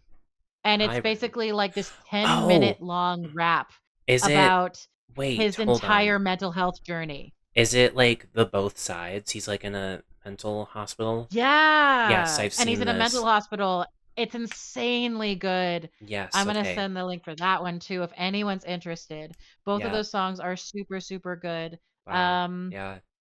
but yeah. I also have this like one song that I listen to on loop sometimes, and it's like it's really, really catchy. Mm-hmm. It's called Water Fountain, and Okay. it's honestly just really goofy and catchy, and it's like I really like it. It's Okay. like there's also like Wolf Mother. I really Mm-hmm. like that song. Okay. But yeah, it's just like a Cool. lot. I just kind of I got into these moods and then I'll listen to a song 10,000 times in a row and I'll just vibe. Same. But Okay. Here's another one. You can take a moment to think about it if you need to, but if you could have a dinner with any three people, they could be living, dead, or fictional, who would they be and why? so I actually was able to think about this question ahead of time because you sent it to Yes. me, which is great Yes. because thank God because I would not have been able to answer this question. And I sat on it for so long Did because you? like I always want to be like I always want to like, like whenever you get asked a question like this, you always want to be like, "Oh yeah, this historical figure, that historical figure," because I want to like ask these Mm-hmm. cool questions and stuff Mm-hmm. like that. But like the reality is I want to be with the 3 people I've lost in my life that I Mm. didn't get to say goodbye to. Oh So, God, yeah, I would have dinner with my grandfather. yeah. Um, he had dementia for over 10 years before he died, Oh and wow, he lost the ability to speak or even yeah. remember anything. But I was one of the only people he remembered when I came into a room, even up to the day that he Oh, died. And I wasn't there when he died either. I was in Europe at the time. So, mm, and I would mm-hmm. wanna and the thing is that he started getting dementia when I was 8, Yeah, and so I'm the only grandchild that got to know him even a little bit, but I still mm, didn't even really get to know him. mm, So I would love to have dinner with him because I just want to ask him everything. I want to yeah. ask him about his life. I want to ask him about my grandmother's life because she won't answer any questions. I want to ask about things that he's been through. He was in the Royal Navy. I want to know about that. I Oh want to know yeah. why he collected coins. I Mm, never got to ask any of those things cuz kids don't think about asking that stuff. yeah. And none of my family members ever asked because they're selfish. Uh, So, I would absolutely do that. And I wanna go to dinner with my baba. That was my mom's mom. She oh never got to yeah. tell me really about her life either, Mm-hmm. and I didn't really get to talk to her before she died either. And, she escaped the Ukraine in, like, the '50s. And Oh. uh, yeah, and she also lived her entire life with schizophrenia during a time when they didn't have medications for it. Oh my God. Um, so yeah, so like just the amount of things that I want to ask her. Like she lived a wild life. I know that she flashed Elvis at the concert in Hawaii that was recorded on the radios. I know that much. She was a very cool Oh lady, my and I God. wish that I could just have like a full-fledged adult conversation with her, and just ask her everything about her. Yeah. Um, and I Wow. want to have dinner with my mom because I want to Oh. tell her about my kids, Oh. and I Yeah. want to show her pictures, and I Mm-hmm. want to ask her about parts of her life I didn't know. I want to ask her if she was gay and was closeted and kept it from me. Oh. Right. I remember you I mentioning something like I that. yeah, I want to ask her, like I don't, you know what? I want to have a conversation with her that doesn't involve my father at all. I want to talk Mm. to her about every aspect of her life that doesn't include him, even a Mm-hmm. little bit. I want to Mm-hmm. ask her about like things she remembers about me when I was Mm-hmm. small. I want to like ask her Oh. about some of her favorite friends. I want to ask her who she dated Yeah. when she was in high school. Like Mm-hmm. I just want to ask her everything. Oh. I want to ask her about her favorite book and her favorite music and what she would eat if she could eat again. Just Yeah. everything. Yeah. Oh. Beautiful. Beautiful answers. Okay. Do you have a favorite Pokemon? What a tone shift. I'm full of tone shifts if you haven't You're gathered. just yeah. Just full of tone shifts. I'm gonna be so real. Okay, so I barely know Pokemon. I Hmm. watched it when I was a kid, when I was like 5 years old, but I've basically not played any of the games and I know very little. That's But okay. when I was a kid, I really, really liked Pichu, mostly Yeah. because they were like a tiny Pikachu and they were We. super duper powerful, but because they're so tiny, every time they did anything, it just tuckered them out. Yep. Um, and Like they also, like, had in Super so Smash much Brothers. rage for it. Yeah, and then they had so much rage for this tiny little creature. I love that. Um, I mean, everyone loves Charizard Yeah. and, like, Squirtle is pretty cool, but, Hmm. like, yeah, Pichu's pretty great because 'cause they're, Oh, like, the tinier, more angry version of Pikachu. absolutely. Oh, that's so cute. Okay. Any final thoughts? Any final things to end off my questions before we get into the chatter questions? But yeah, anything you want to end our podcast with? I think, just I have a lot of imposter syndrome. Mm-hmm. Um, that's one of those symptoms of abuse. A Mm. lot of imposter syndrome.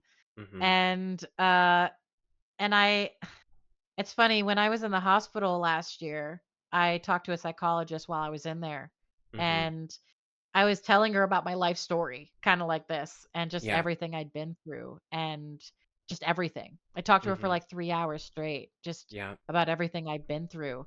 And she kind of stopped and at the end and she was like, "Wow, you've done so much. You've lived so much. You must be so proud of the life you've lived and everything you've accomplished."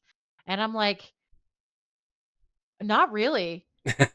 Uh Huh. Um, I don't know. I guess I'd never really thought about it before, but then I started like really running through it and it's like I spent so much of my life looking at all the abuse I dealt with, Yeah. everything that had been done to me as the Mhm. only thing about me that was worth knowing.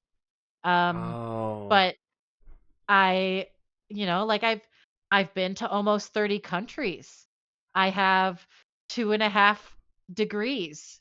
Oh, I have yeah. 2 beautiful children. I gave birth to them with no painkillers in my house, and I That's caught right. both of them with my bare hands.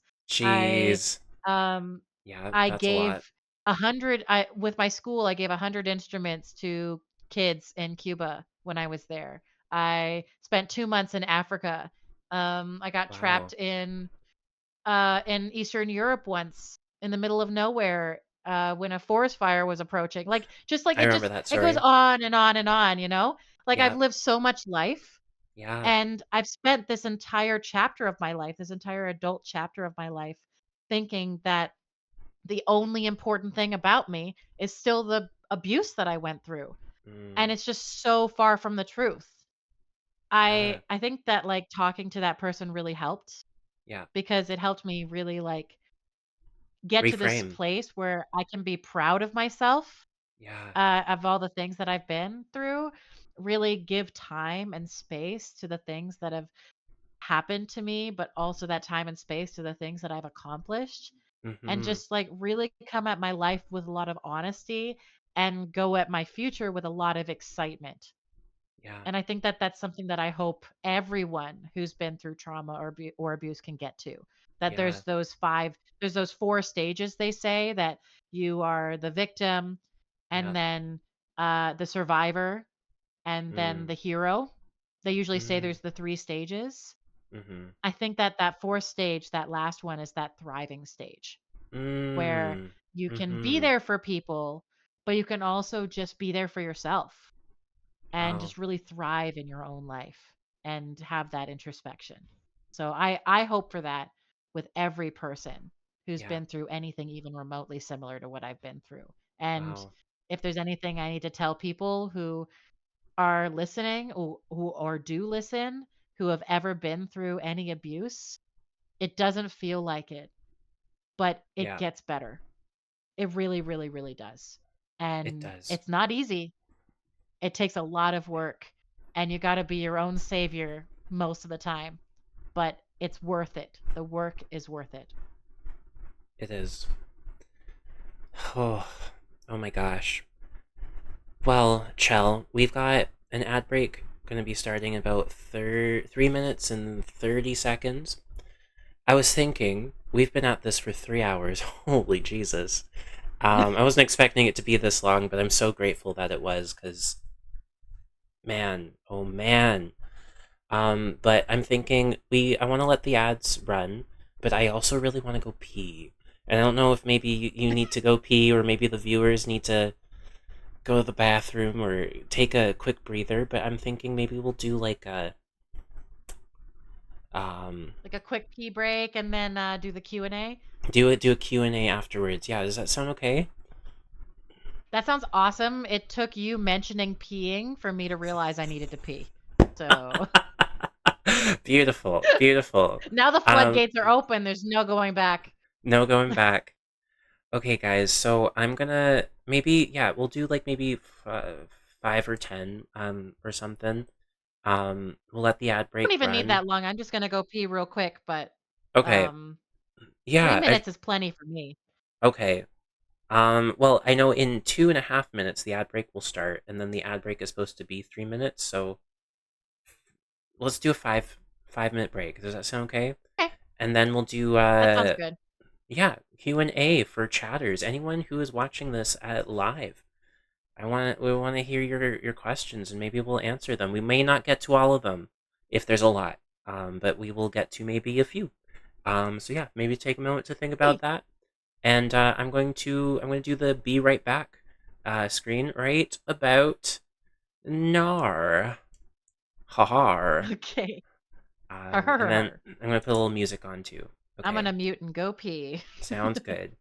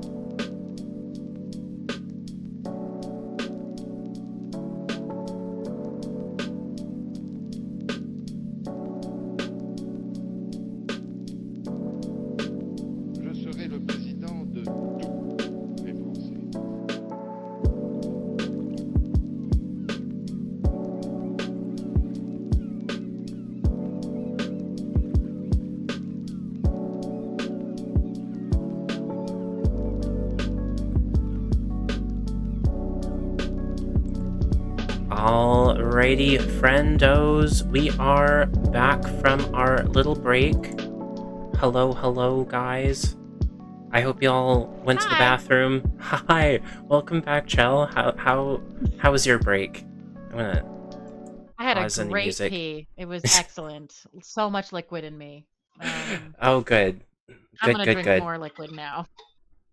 Okay, good. Yeah, replenish the liquids in your body. It's good. It's good. Um, I've been but, struggling with drinking water lately. I don't know about anyone else. I used to be so good at it.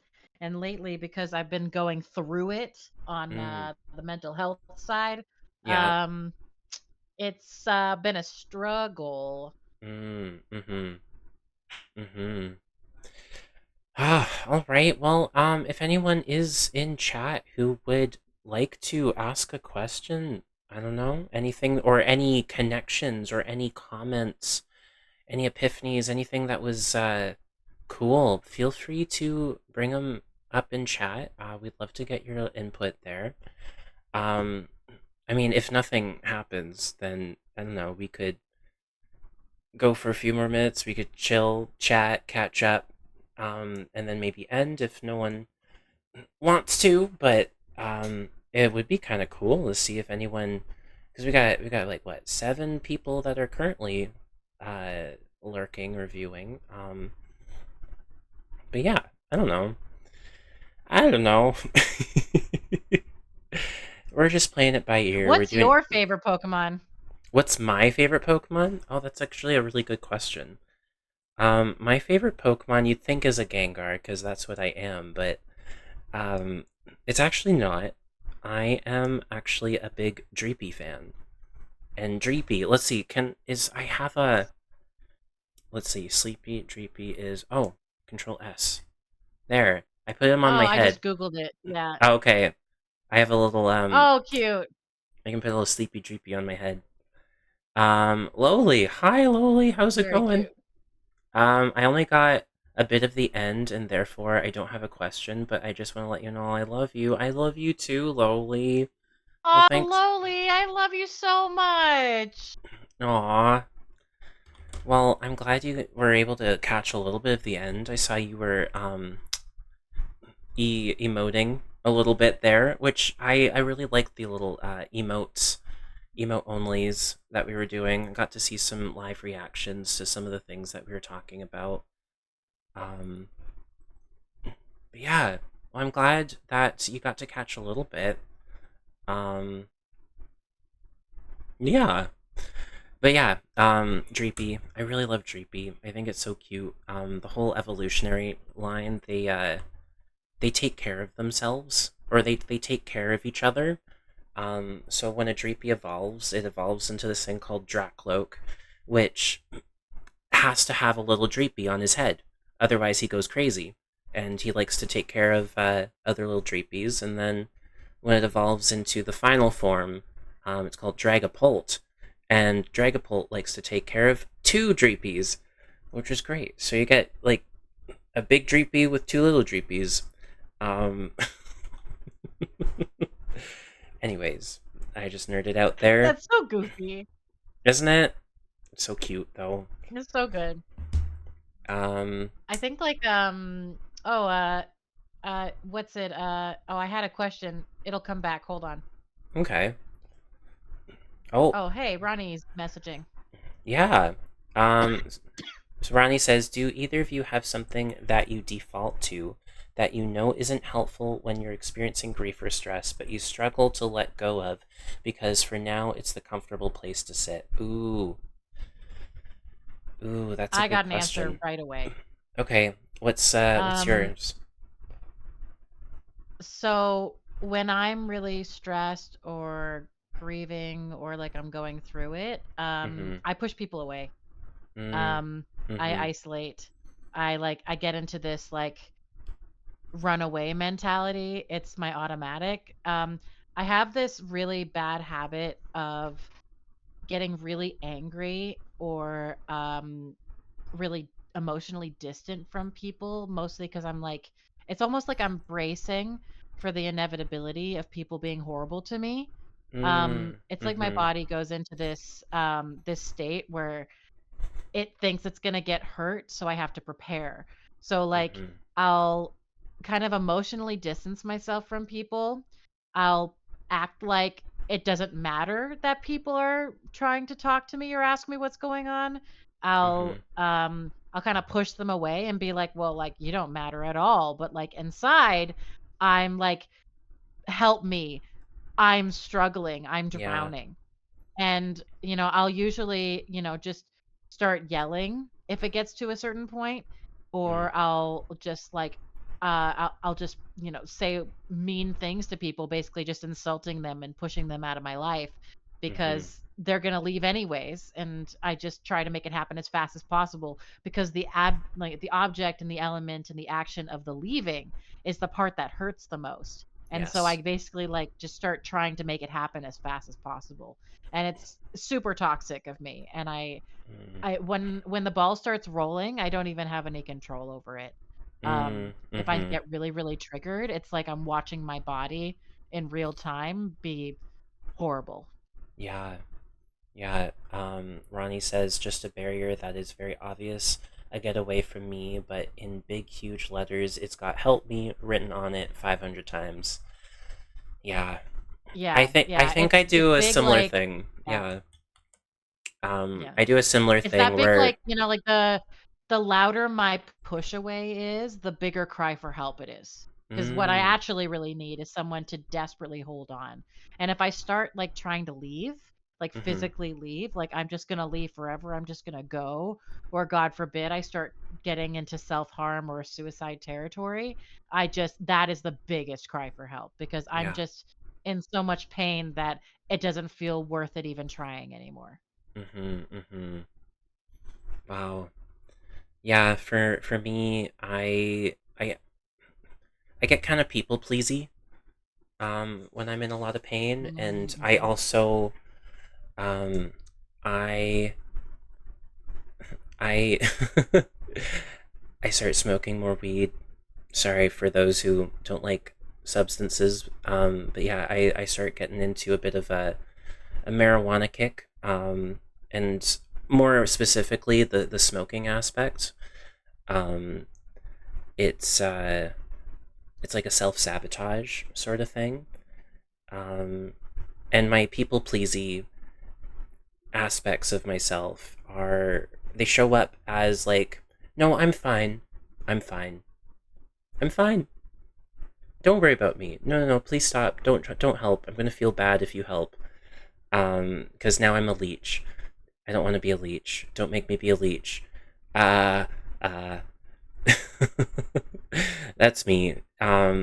I sometimes have a hard time accepting help from people cuz oftentimes when I have asked for help in the past, it was usually met with, "Well, just do it yourself. I can't help you. I don't want to help you."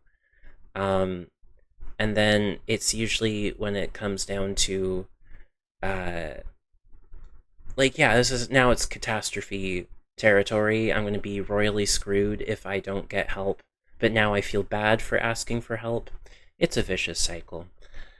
Anyways, thank you so Yeah, I much. get like the element of like asking for help is a huge hurdle.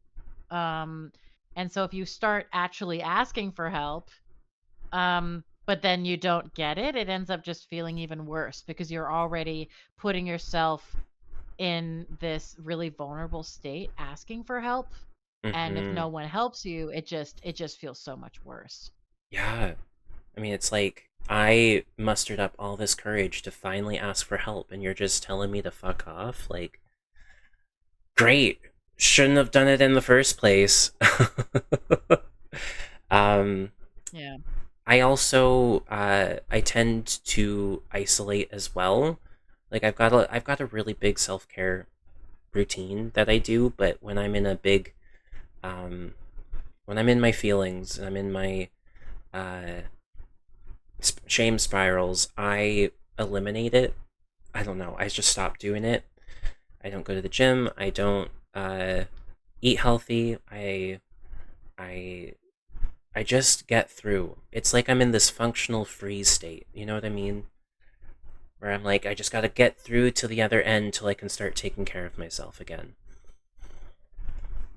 Yeah. Yeah.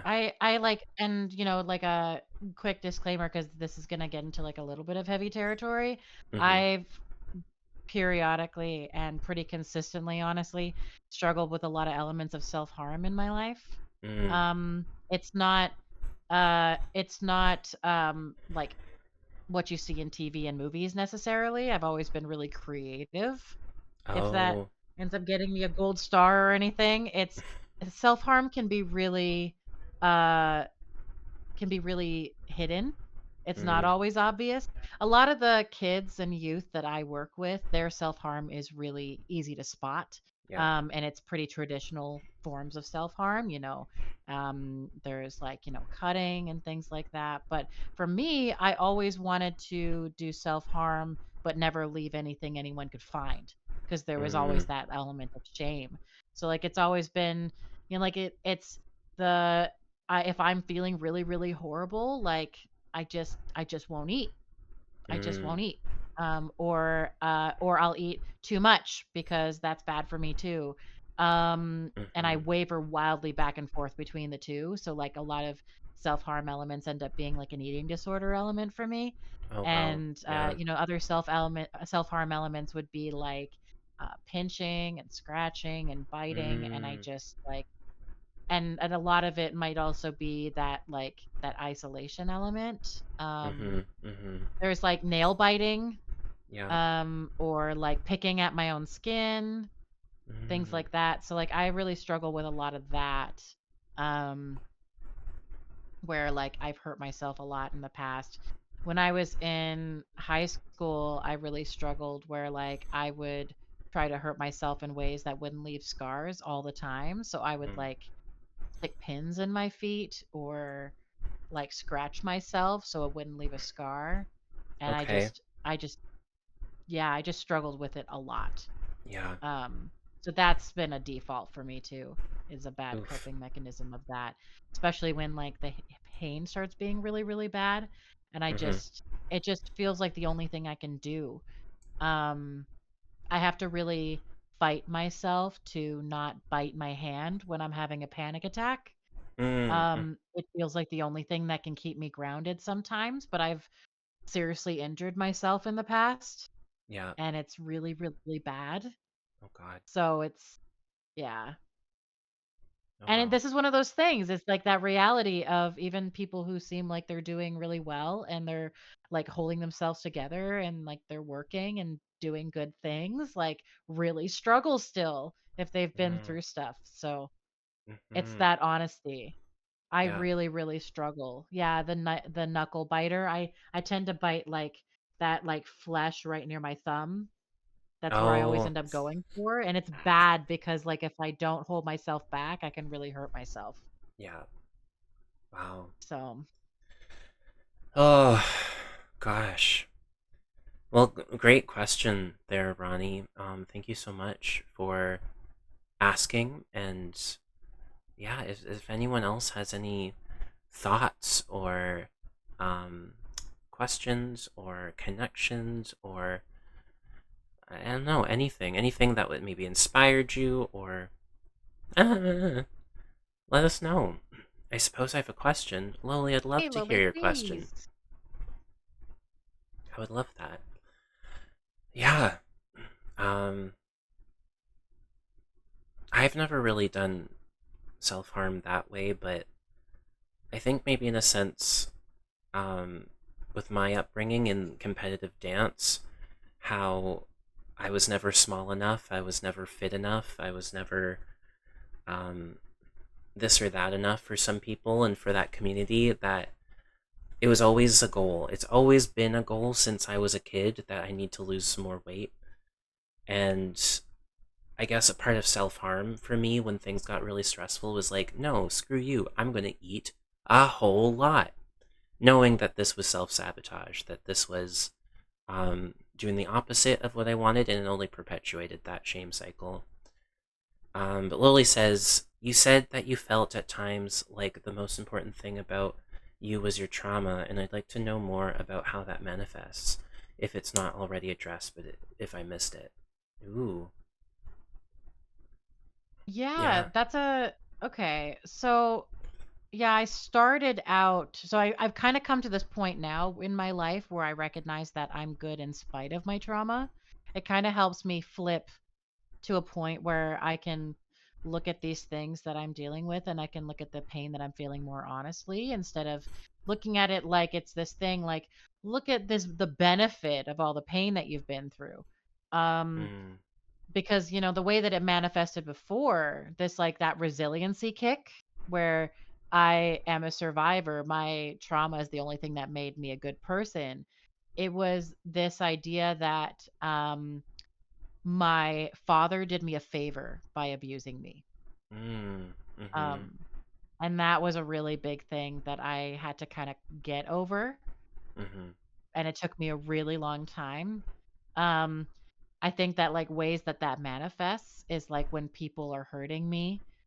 Um, I think, well, I learned something from this instead of looking at it more honestly, where it's like, no, this should never have happened. This person should never have done this. I should never be treated this way. mm-hmm, And having that righteousness, that honesty with myself where I deserve to be treated well and I don't deserve to be abused. I kind of mm, the other side of that was that I spent so much of my life thinking, no, I got to deal with this abuse and I got to go through traumas over and over again and I got to put myself in these situations because that's what I'm good at. I'm good at mm, getting hurt and I'm good at being abused and I'm good at dealing with trauma and I'm good at being scared and unsafe. And it was you kind of I found myself like gravitating towards a lot of really unsafe things. mm, Um mm-hmm, but it would be like for the greater good, like I worked with a lot of really dangerous people for the greater good. mm, Instead of kind of valuing the fact that like I deserve to be like in this better place in my life. And to yeah. find those positives. Oh, wow. Yeah, I had a thought, And I think it also. Oh yeah, yeah, please. but I kind of lost it as quick as I had it. Um, That's fine. darn. Maybe it'll come back. Maybe it will. Yeah. Um, I think like it's that it kind of all comes back to the imposter syndrome too, that like that element of trauma is what made me into who I was. mm-hmm, Um Kind of made me feel like if I hadn't been abused, I would be nothing. And so whenever I could feel myself starting to be that harmful person, mm-hmm, that I started gravitating towards that angry side of myself. I thought, well, this is actually who you are. This is the mm, real you. The kind, loving, compassionate person. That's not the real you. That's the person that your abuse made you into. That's not who you really are. You have to mm. fight to have that person. You only have that because you were in pain. Time to be in more pain so you can keep Ah, being a good person. yeah. It sounds like another vicious cycle of self harm. Yeah, definitely. Yeah, yeah, and I did remember my thought. It kind of, I don't know. I've been vibing on this theory that there's some people like I don't know, adrenaline junkies, skater guys, like or just even people that um they flirt with dangerous activities in some way. It just almost makes me feel as though there's some sort of like subconscious uh want to unalive, you know? Um Oh yeah. Oh like yeah, I you're vibe you're with that. you're Yep. willing to put yourself through like literal danger because I don't know, wearing a helmet's for wussies? Like I don't understand. Or No, it totally makes sense. Yeah. yeah, it just makes me think that maybe there's somewhere deep down this person doesn't actually care about their own life and the emotional stability of their loved ones. in some way. And maybe that's a really harsh thing to say. I don't know, but after what I've been through, after the death wish, very well said there, Lowly. Um, I mean, like, I've been there. When I was deep still in the abuse and I was still living at that place. mm-hmm, Um, I did the most dangerous shit. It was wild the stuff that I used to do when I was a teenager, and mm, I knew how dangerous it was. I absolutely knew, and I just did not care. I did not care yeah, even a little bit. I think there was this idea that like the worst had already been done to me, so it didn't matter. mm, Um, mm-hmm, and, like, I used to walk through dark alleys in the most dangerous parts of town yeah, as, like, a 16-year-old child, mm-hmm, woman. Um, I used to, like it's, okay, I'm about to make, like, a weird reference because this is cheesy as fuck, but okay, there's that bit in Twilight New Moon yeah, where she is just really depressed, and she starts kinda doing that like danger seeking, and there's this one yes, moment where she like walks up to like a biker guy and just gets on his motorcycle even though he could like yeah, kidnap her, and she does not care. And I've been there. Like it's mm-hmm, not it's so funny cuz like people watch those movies or read the books and they're like that's so bonkers. No one would ever do that. That's crazy. And I'm like yes, they no, would, people do it all the time. yep, I did it. I did mm-hmm, stuff like that all the time. I would walk on train tracks, and hope that a train came. oh God, I yeah, would like I would like balance on the edges of fences and mm-hmm, hope that I fell. wow, Things like that was real, and I did it all the time. I would like try to walk really close to these big ravines and hope I fell off a cliff. Things like that. Like yeah, I just did stuff like that all the time. yeah, God, oh, I'm still an adrenaline junkie to this day. It's more, organized because I actually want to live. yes, But, okay, like, yeah, I crave the adrenaline, crave it. mm-hmm, It's one of the only things that make me feel grounded now. Like, I've done a lot mm, of extreme sports. Um, oh, I did a lot of, when I went to Africa for 2 months, mm-hmm, I've done a lot of traveling, in my mm-hmm, life, but I'm always alone.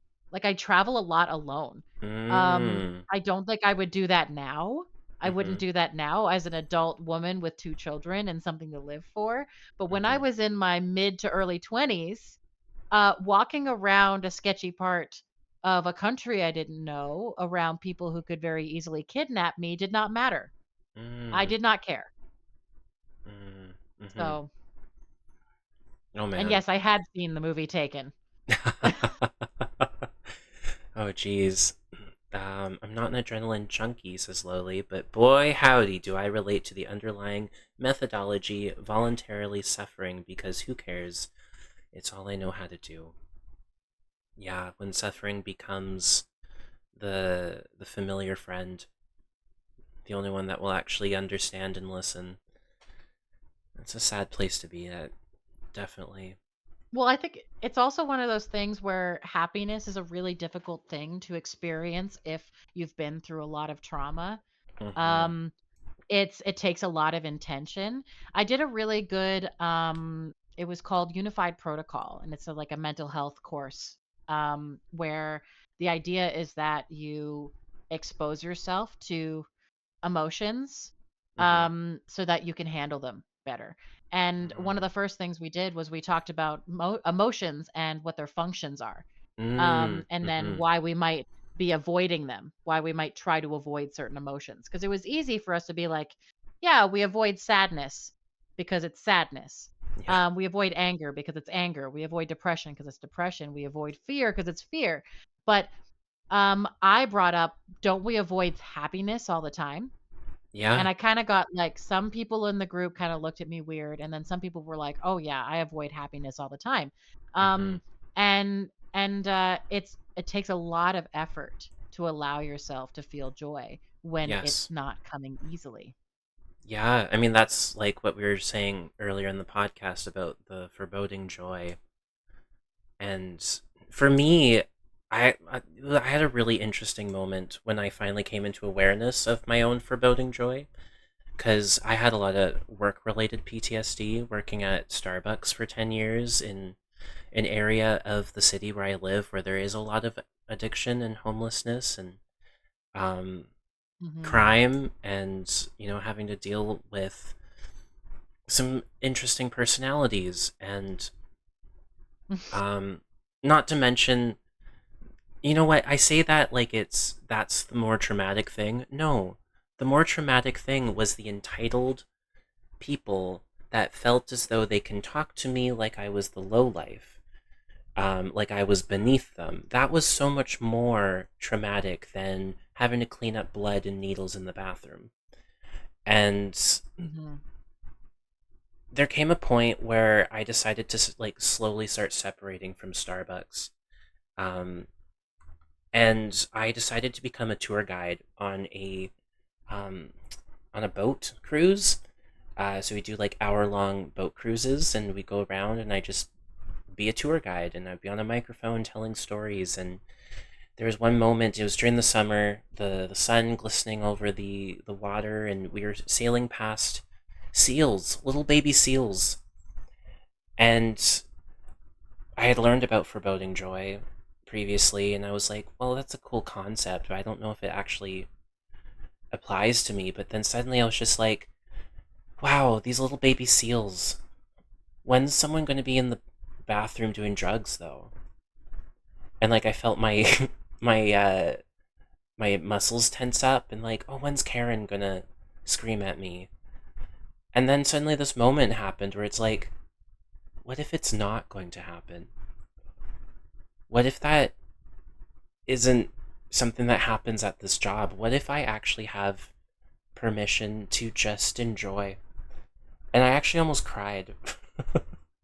I almost cried in that moment, and it was that realization that I'm allowed to be joyful in this job. Actually, work doesn't have to be pain and suffering. Maybe I'm allowed to get paid to enjoy myself. Maybe there's a reality where that exists, and that was such a great moment, and I've been chasing that in my career ever since. And now I'm a full-time voice coach. Like, I get to help people sing, and it's so cool. I love my job. I love my job. Feel that Yeah. like I got a cool experience recently where like cuz I have all this training and I work with at-risk youth Mhm. and like I face a lot of addictions, abuse, neglect, uh like suicidality, just Mhm. all of it, and I'm watching it happen to really young people. Mhm. Um and, it's when you're in the frontline work, it's really easy to allow yourself to start looking at it like it's statistics. Yeah. It takes a lot of intentional effort to remind yourself that they're people. And I had this Mhm. really good benefit of recently being able to see kind of like the side of youth work where I'm able to, have all this training, be there for when they're in a crisis, but still Mm. be able to look at them and be like, hey, so like you looking forward to math class? Nah, you don't like it. Do you like gym? Do you want to play an instrument in band? Like, Mhm. what do you want to do with your life? What do you want to like, what careers are you excited about? Do you want to go to an anime convention next month? Mm. Like, it's so it's just like being able to just look at them like they're people and treat them like they're people and have those joyful conversations that I can have all this training so I can help them in their hardest moments, but still not assume it's going to happen. Mm. Yeah. And I think that's a powerful thing to remind them that there's more to life than just the bad things. Oh, hey, that's like something you said at the beginning of the podcast.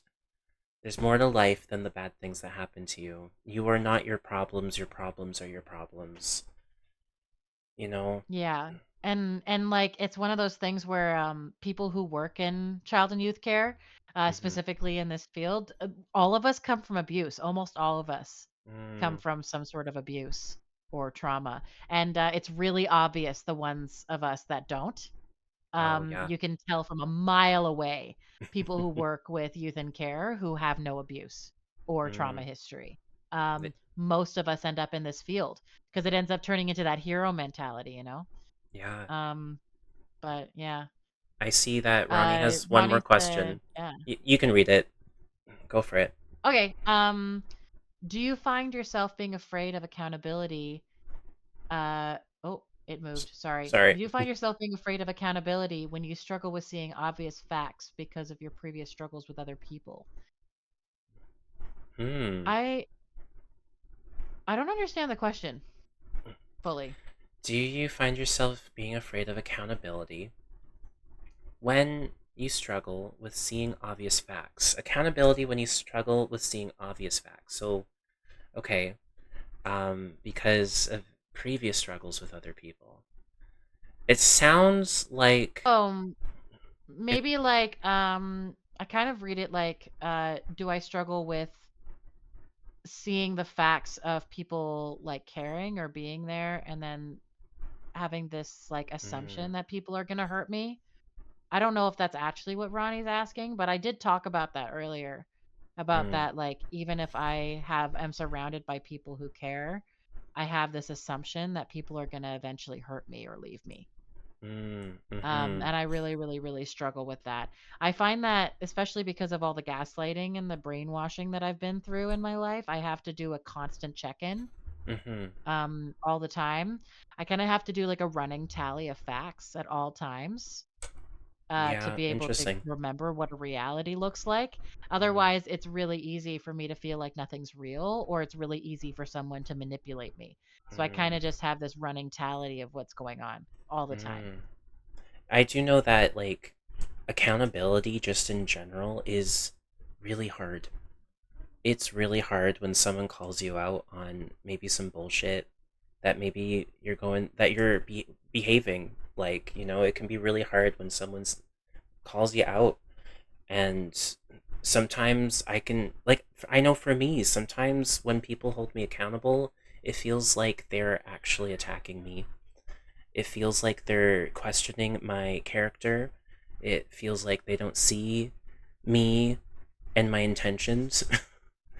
um, and it can feel really awful sometimes.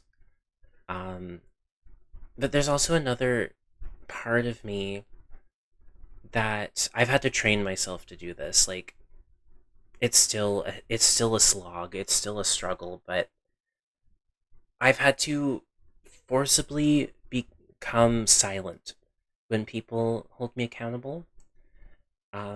And if they're like demanding some sort of response out of me, sometimes I just maintain my silence because I'm processing what they had said.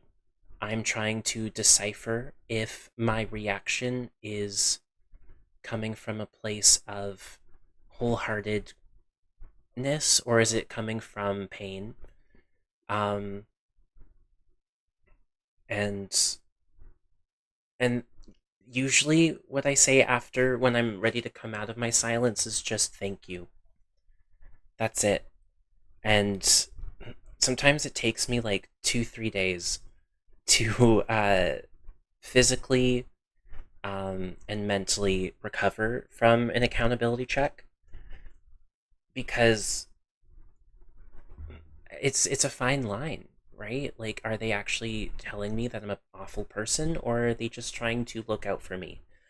And yeah, I understand that. I understand that wholeheartedly. Because growing up in competitive dance, where uh, there's there was no limitations from some of the coaches that I had. There was like anything could be criticized, and yeah, I don't know if I'm making any sense here. I'm just kind of rambling off, but for me, it's been silence and just thank you. And regardless if you mean that thank you or not, just say it and then leave. That's what I do. Then process it later. I don't know. Any thoughts? I no, I get that. I think like for me personally, and I've been in a place where I've been that person where I couldn't really like process any of that, but like for me it's actually more like I'm better at trying to hold other people accountable than I used to be. I think like for the most part, um if someone tries to ask me to be accountable for something, I've already thought about it. Um Mm-hmm. and I'm just there with like my running tally of facts, and then I'm like, but et cetera, et cetera, et cetera happened, which means X, Y, and Z, and blah, blah, blah, blah, blah, blah, blah. And then like my brain goes like a million miles a minute. Like I usually, if there's something that I actually need to be accountable for, I've already thought about it and I'm already revving up to say something. I think what I more struggle with is that I want people to hold me accountable, but other people don't want to be held accountable. And Mm-hmm. then if I'm trying to have that like back and forth with people where I'm holding other people accountable for things and I'm trying to have that open communication and that honesty, it's not met with a lot of receptiveness, and it usually doesn't turn out very well. Mm-hmm. And for me, because of like my history, gaslighting is a really big trigger for me. And Mm-hmm. unfortunately, it's a thing that everyone does. Mm-hmm. Um, a lot of people do, not everyone, but like a lot of people do gaslighting, even just like in their regular life. And Yeah. so if I'm trying to hold someone accountable, I get met with a gaslighting, just like even a little one. And even if it's a teeny tiny little one that doesn't like have any real bearing on my life, Mm-hmm. I get so triggered so quickly. And it Mm-hmm. just it feels like a checks and balances at that point, because now it feels like I can't take accountability for my thing because the person I'm with can't take accountability for theirs. And now it Mm-hmm. feels like I need to hold in all my cards to protect myself, and I don't Yeah. like it. It's like that, like withholding myself from joy because it's going to get taken from me, Yes. withholding myself from connection because someone's going to leave me. I'm like Mm. withholding myself from being accountable and letting my faults go Mm-hmm. because other people aren't accountable around me either. Mm. That's one of those things I really struggle with, is that I don't allow myself to be that automatic, which I like to be, which is Mm-hmm. I like to be accountable for my things, because I don't feel like it's going to be received. Yeah. I I've quickly come to learn myself that sometimes uh, sometimes people don't want to be held accountable. You know, sometimes people don't want that advice, and I think asking permission has been a bit of a game changer for me. Like, hey, can I offer some advice, or can I talk about something with you that is bothering me? Um, and just asking. Sometimes it gets a bit better received that way. Um, but you know, I totally understand. It's hard. It's really hard. Yeah. Yeah. Oh my gosh, I am rapidly fading. Yes. You know what? I think I am too, and I think it might be wise, friends, if we end end the podcast stream here. What a incredible little experience here. Thank you so much, Trell, for being my guest for my first live recorded podcast. I really appreciate it. And anyone who may be coming in and oh, Lowly, we love you. Thank you so much for coming in. Um, but if anyone has is coming in late and they missed um, what was talked about previously, please go check out the VOD. I am definitely going to be uploading it to YouTube right away if I can. Um, and maybe I'll do Spotify too. We'll see. We'll see. But thank you so much. I really appreciate you. Thank you so much for having me on. I'm honored to have been invited on, and this was great. I cannot believe we were live for almost 4 hours. I know. This is actually really It's cool. crazy. It's the longest podcast I have. I love it. Um, but yeah. What do you think? Should we like raid out, or should we just end stream here, or I don't know. We could always raid someone. I don't know who you Okay. want to raid. Let's see. Let's see here. There's Here, not here, really here, any here. other podcasters that are gonna be live, but you could always raid someone who's kind of like chill vibes. Yeah, Emmy is live. She's pretty cool. Um, I don't know who else you follow that you want to raid. I'm not sure. Oh, sorry, Toyota. Yeah, we're a little bit emotionally and mentally drained after this, I think. But I will be live again tomorrow. I think tomorrow I might do a power wash or some Pokemon. I'm not entirely sure, but it is my intention to be live again tomorrow. So take a look for that. Um, dude, I don't know. I have no idea who to I go have to. this Yep, person. you have a suggestion? This person? Okay. Yeah, they're Let's. doing art right now. I feel like Oh, that's chill. that's beautiful. Okay, friends. To whoever is uh in chat and they want to join the raid, grab yourself a raid message, um, and we're gonna go raid Emmy Akina, who's doing art. Someone that, She's pretty chill. yeah, She's really nice. Um, feel free to give me a follow or join the Onion Patch Discord server. You can absolutely. find all that info on my channel.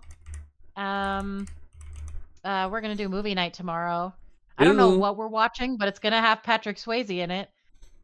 And ooh, okay. yeah, and I, yeah, um, I'm just thirsty for the Sways apparently. I love it. I love it. Um, but yeah, I'm probably gonna be live at some point at the end of the week, and I usually stream on Saturdays. This is true. Um, so yeah. Yeah, everyone go follow the God Mom. I believe she's 2 followers away from 100, so do the thing. Do the thing, guys. Oh my gosh, the tacos. Yes, if you Am guys I want to. really only 2 followers away from 100? Really? I think That's so. crazy. Last time I checked. Um, It's funny. I've been streaming for like 2+ years, almost 3 years, but I was sharing a channel with someone up until recently, so I'm mm-hmm. kind of working my way up again. Yeah. No, you're. But raid. Raid. The raid. It's happening now. Bye, guys. Love you.